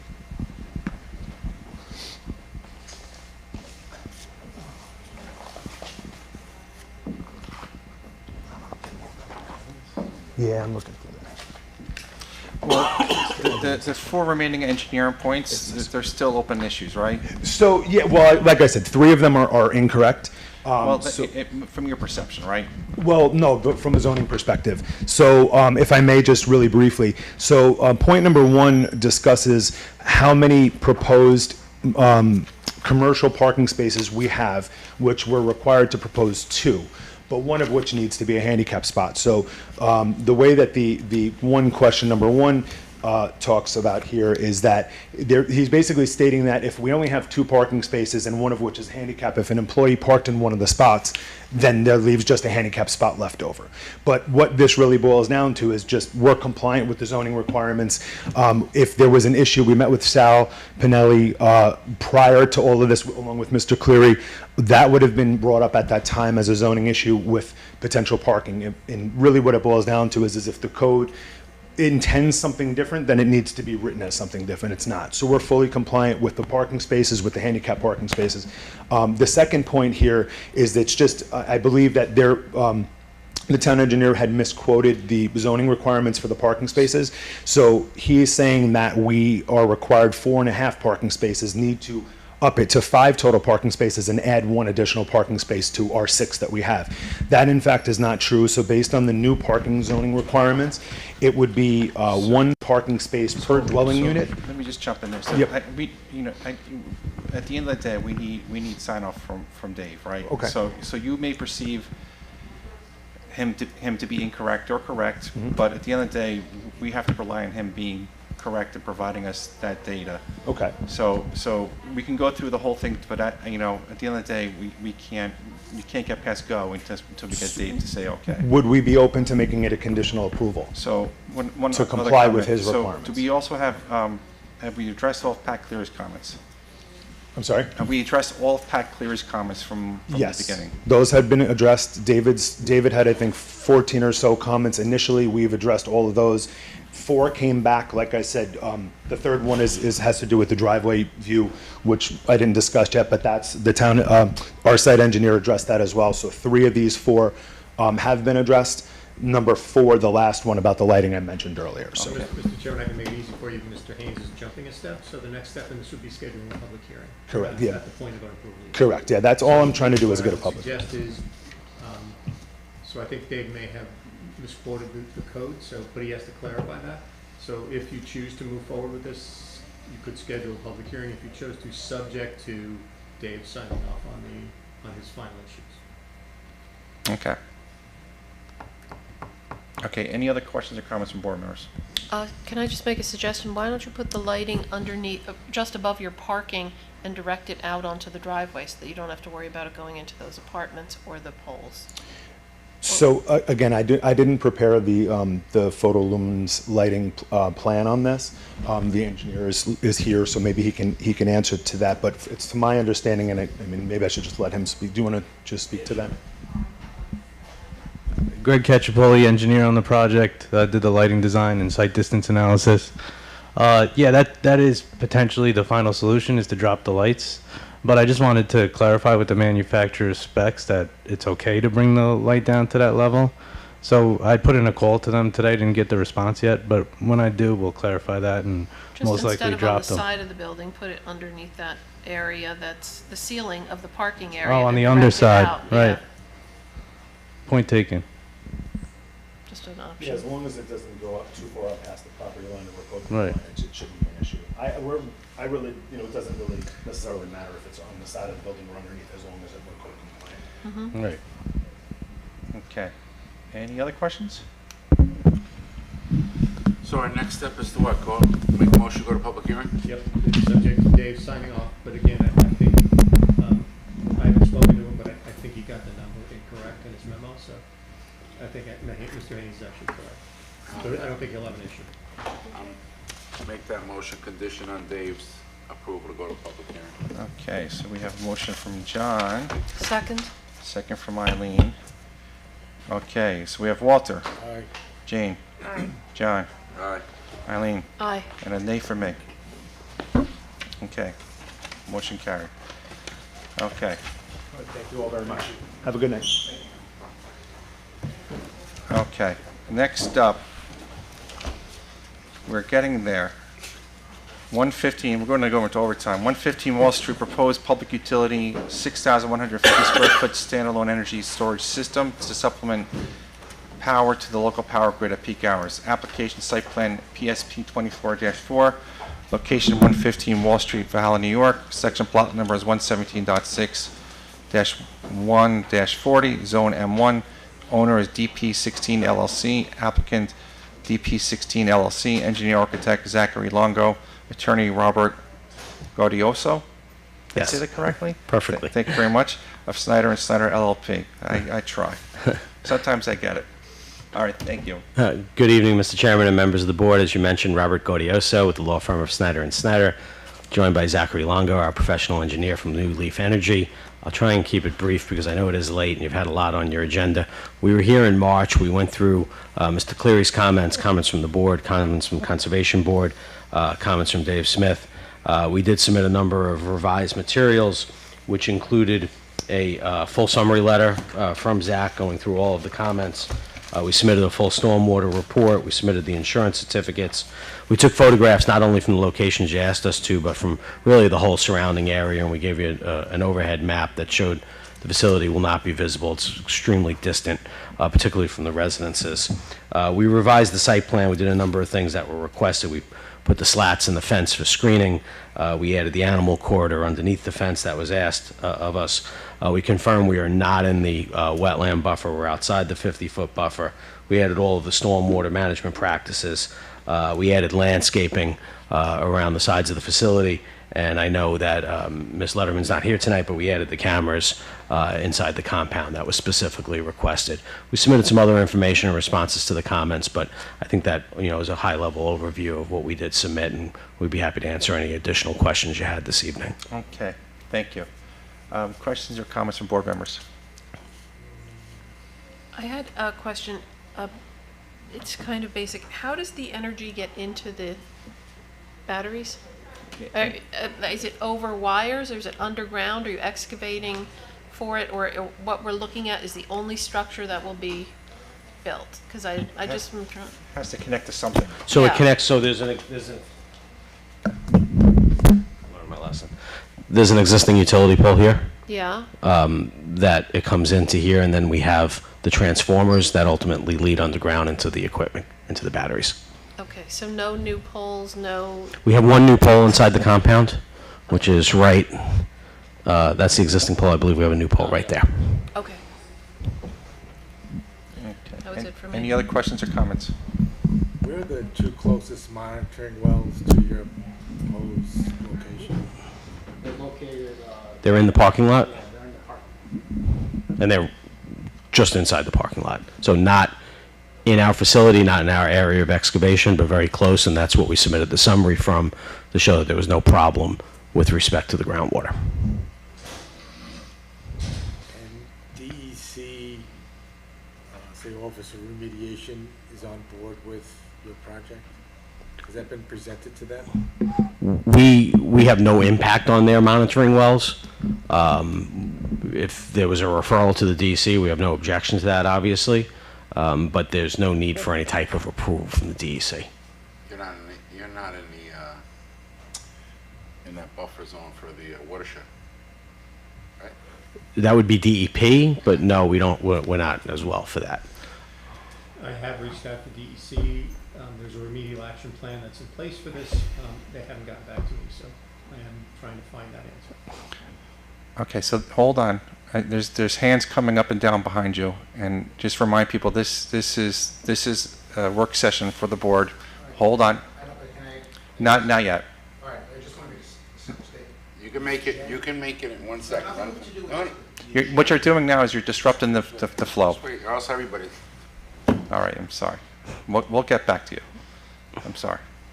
So I know there was some comments written about contamination on a different property. It was the wrong property. It was 99 Wall Street or at 115.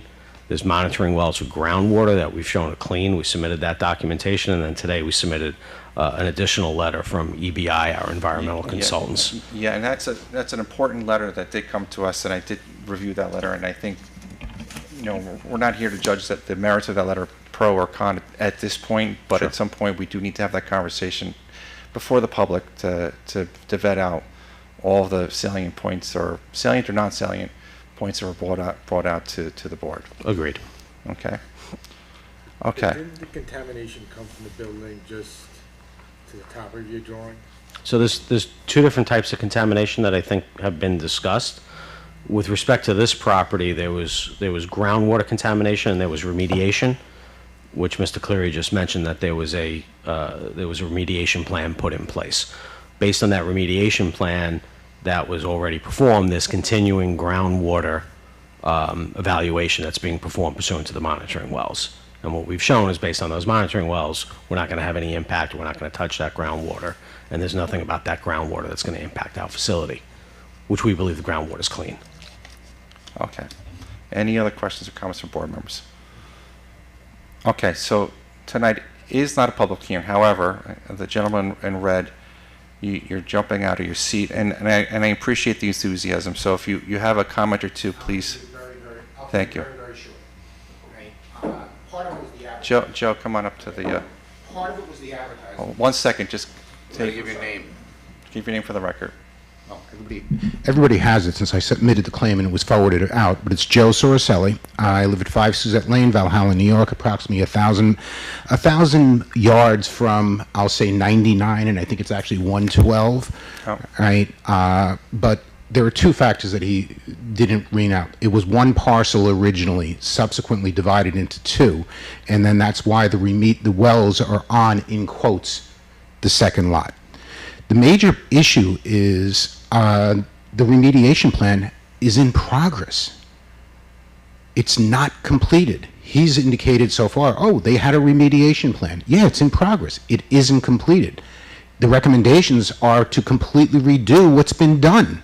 If anybody's read through the 1,300 pages that were submitted, right? But just use the summary documents. The remediation plan that existed for the contamination doesn't exist. So did you hear me ask him? I did, and Yeah, I so don't then have a copy of the document. I only read the March 23rd so document. We're going to keep this short, right? Because Yep. we have things behind this. And I want to point out, the public hearing, all the stuff will need to be vetted out, and I've asked him to do it. Yeah. So thank you for bringing it to our attention, and I did not know that about the site, so I do Oh, think this could be helpful. I'm agreeing. The And, only- and, but let's just make sure we follow the process, and we're going to have him enumerate in detail all that data once the public hearing happens. Okay, and here is my question, which is really, because I did go through the agenda before I came tonight and sat through the 3 hours, or my bedtime alarm went off before. I apologize. Right? It just says continuing. So on the actual agenda, it says continuing application. It says new open hearings, then continuing.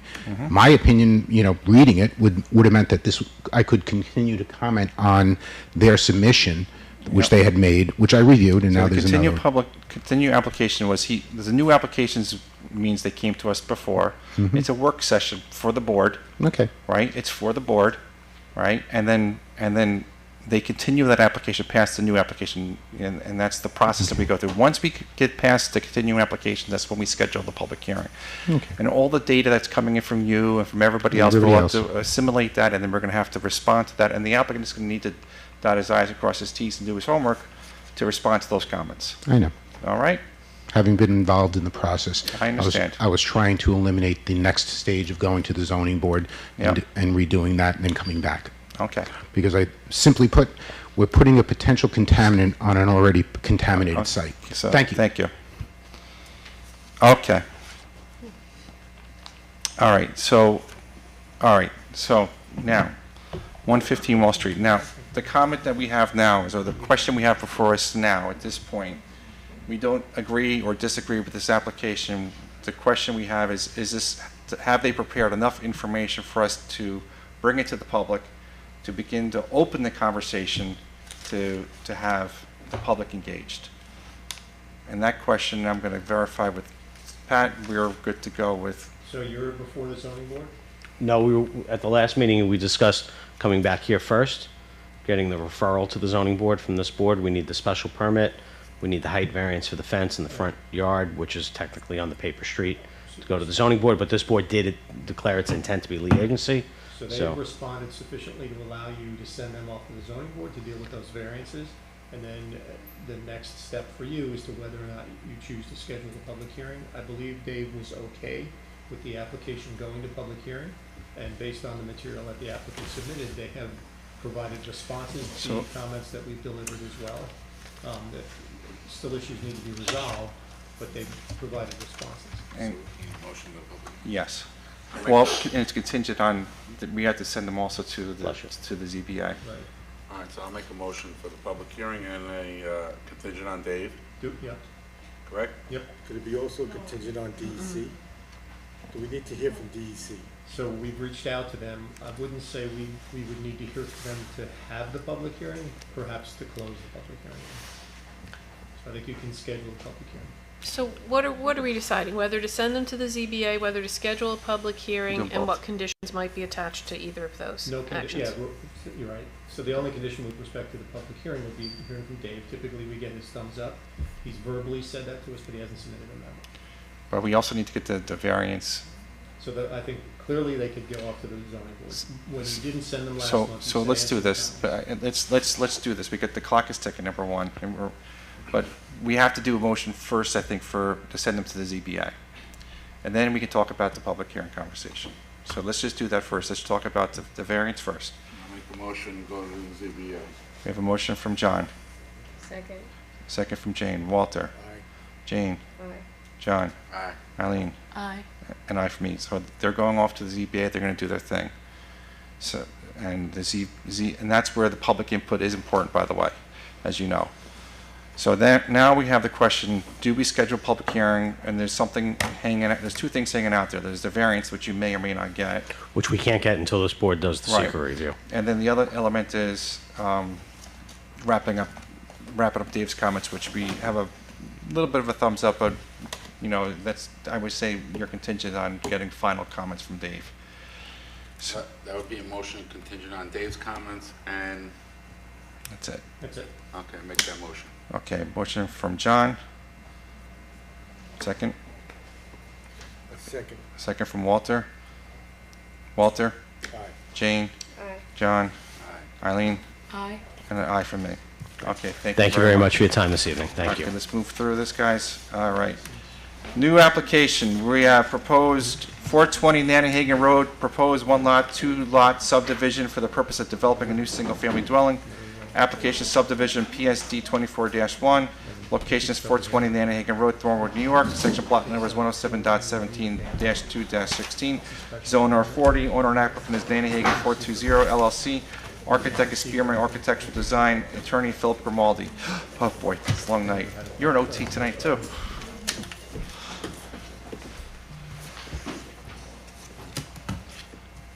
Okay. Just state your name and all that for the record. Good evening. And when we're looking at it tonight. Jeez, I've been sitting for too long.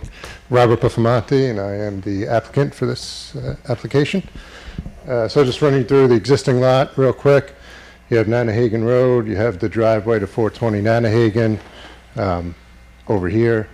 Existing residence, existing pool, and you'll see it on the next plan, but this would be the proposed site for the second lot.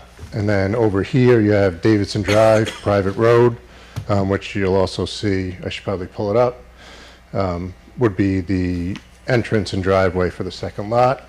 Over here, you can kind of see the rough line for the two lots, and then coming in Davidson Drive to the second lot.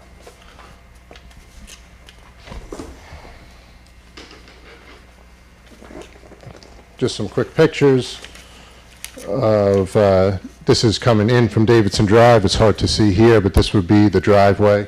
You have 5 and 6 Davidson, so Davidson Drive services actually 412 Nanahagan, as well as 5 and 6 Davidson Drive, 2 houses in the back, and it would service our new lot. This is Davidson Drive from Nanahagan. And this is the existing kind of side-facing house there. And then I think you could skip right to the zoning compliance. You could see this is for the existing lot 1, and this is for the new proposed lot. Once again, you could see just one thing to note, this property owns, right, for lack of a better term, all the way to the other side of Davidson Drive, which complicates things a little bit. But there's basically easements for, 5 and 6 Davidson, as well as for us from 412 Nanahagan, for all that access. Now, with that said, I don't know if you want me to run through all of this. I know Mr. Cleary submitted some comments on particularly this. So, Well, I think the most, salient comment tonight is, and I'm trying to confirm, Pamela, just easier to talk to you. Where are we with this tonight? So as designed, All right. there would be a lot width and a mean lot width variance that are required by virtue of the fact that lot 2 is using the Davidson Lane sort of right-of-way, which isn't a right-of-way, it's part of their lot. Yeah. Which means they have only a 50-foot wide lot going up the road, which prevents them from having adequate lot width. So they need a variance. So they need a variance. However, I think they can modify the lot configuration to avoid that. So we had that conversation. So, Mr. Cleary, can I be clear? I think even if we modify, we indicate here, we still need one variance for lot width at setback here, which would be 72 feet instead of 100. So I believe we still need that variance, but it was much less than your comment was that you only had 30 feet because you're using this as front width, not this, because of, it's not a traditional flag lot, right? So you're saying this is our access to the property because we own Davidson, and that's only 30 feet.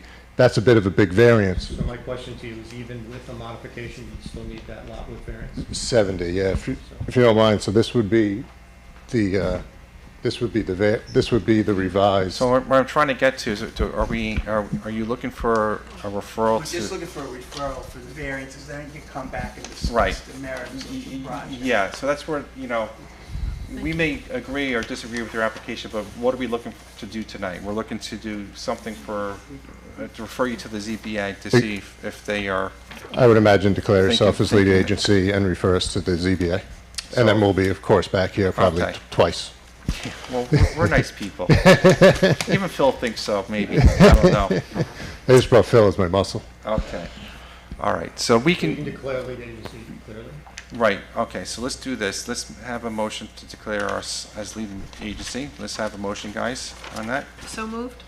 Motion from Eileen, Second? second from Jane. Walter? Aye. Walter, Aye. Jane, Aye.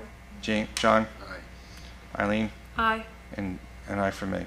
Okay, so we've declared ourselves lead agency, but I also think we need to make a decision. Are we going to send this to the ZBA? So there are other comments aside from that, and you don't have comments from Dave yet, so it's up to you whether you want to send it to the ZBA or whether you want them to address some of those other comments. And I think we need to get them to address those other comments then. Look, just, I know Pat discussed the easements.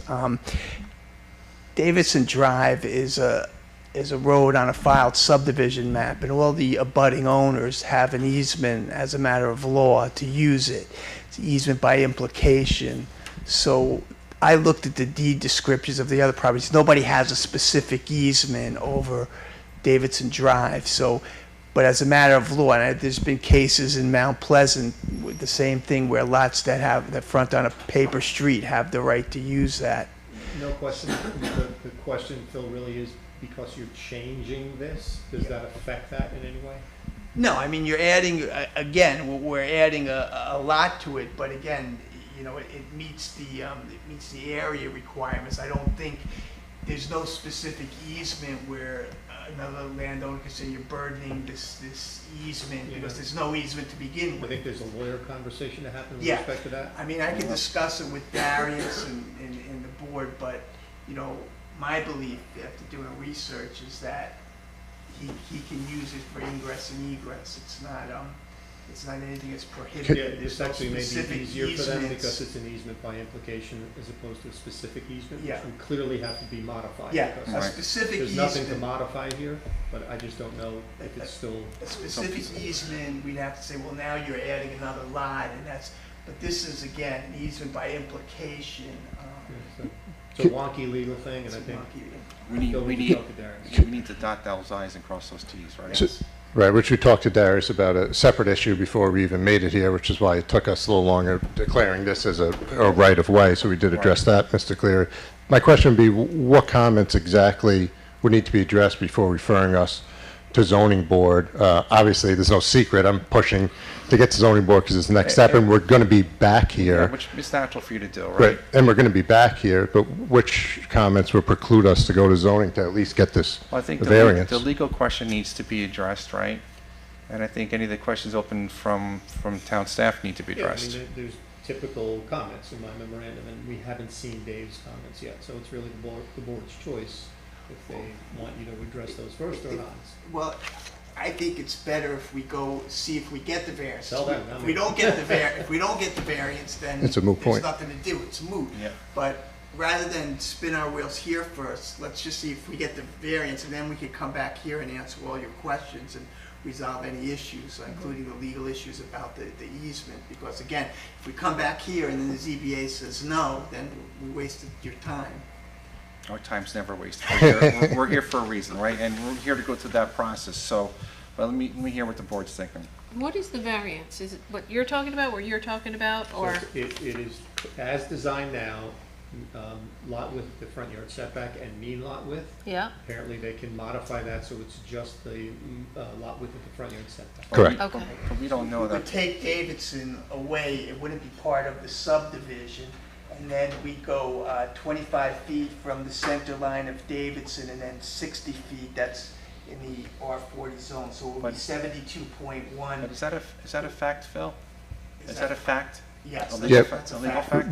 That's a fact. We've spoken to Joe Briganti as well, we've had these Joe, discussions. architect went over it, so we're 85 feet from the center line there. It would just make, it would lessen the variance, it wouldn't change anything in reality physically. And if he doesn't have everything that he needs for the variance, they're gonna stop him anyway. Right. Yeah, so So, we're gonna okay. go through the 5 factors and everything. Okay. All right, any other questions or comments from board members? My thought was, you could be stopped if you don't have everything you want by the ZBA, just let them do their thing, and if they need to stop you, they'll stop you, but we'll see what the board thinks. Thoughts from the board, do we send them to the ZBA to get their variance request? I'll make a motion to go to the ZBA. A motion from John. And we have a second. Second. Second from Walter. Walter. Jane. All right. John. Eileen. Aye. And an aye from me.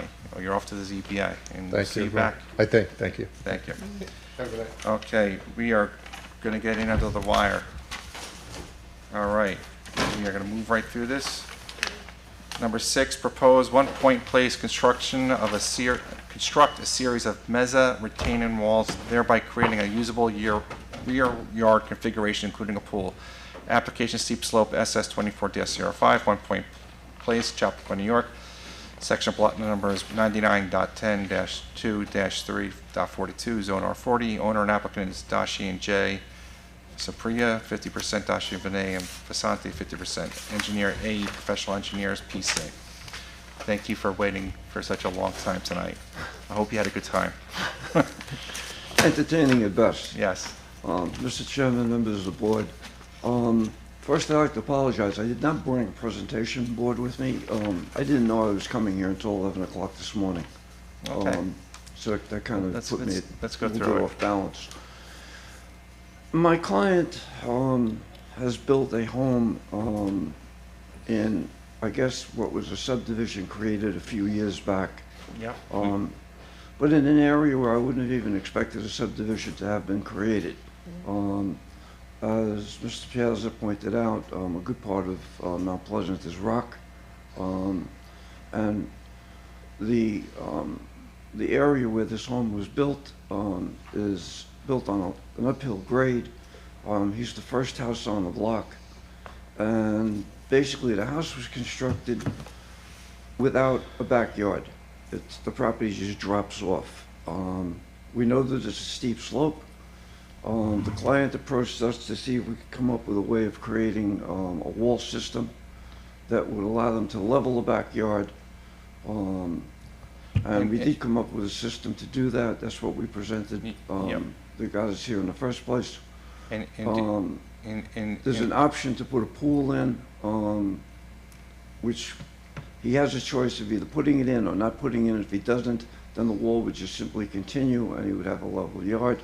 But either way, we created 3 walls in order to try to remain below the 6-foot town code for retaining walls. Yep. We are a third-party engineering firm to Tenstar, who is Mesa. I have a 20-foot, 4-foot wall going up right now in Thornwood. Yep. Same basic material. But here, it would be 3, basically 6-foot walls to bring the elevation of the backyard to be level and larger than it is now. So we probably need to see schematics and blueprints and all of that so we can get into that conversation when we have it. Well, we submitted them to the town. Okay, but I think before we as a board move forward, we probably need to review it as well, right? So with you here tonight, or at another night, right? And then I do want to understand that house behind there, and I went up to the site, the house behind them, what are they going to say? You don't have to answer me too much tonight, but what are they going to say? Okay, what we did was, if you look at the drawings that were created, the lower wall is approximately 6 foot in height, but it has a row of arborvitae planted in front of it. And then we've also planned to put specimen trees on top of that flat section in front of the second wall. And then on top of the second wall, again, specimen trees in order to replace. Right now, the trees that are back there are kind of swamp maples and... So what that neighbor is going to see is a series of walls and arborvitaes in some They'll see the arborvitae. The series of walls will be behind it. Okay, okay. And any other questions, comments from board members? I thought when this is a cluster subdivision, that pools were not part of the master plan there at all. It wasn't in there, that they were not even in it. Right. Nor was a backyard, this property as well as and it was all blasted to get, that was actually blasted. Yeah, this board reviewed that site extensively. So, because that subdivision came through this board, and many of the members of the board are still here. I'm sorry to jump in on you, but I just wanted to make sure we reflected on that. So, No problem. Yep. So apparently several of the subdivision said no swimming pools? There was no restriction, but when the board approved the lot, it was assumed that there were no major modifications. And if there were, the board may have had a different opinion, just the applicant indicated, with respect to creating the lot. So when I looked at the drawings, it looked like there was a flat area behind the house where the patio is, and then it drops off sharply. That's correct. It goes back about 30 feet or so, and then it just drops off at that point. So my concerns about putting 18 feet of walls is how much fill it's going to take and how many truckloads of fill to fill in the backyard to raise the grade 18 feet. And why can't they just put the pool in the flat part of the yard? This is not about a pool, actually. The pool was an option. And it's not an in-ground pool, it's an above-ground pool because, frankly, as this gentleman pointed out, it's all rock. So in designing it, I'm doing a job in Harrison now where I have the similar wall.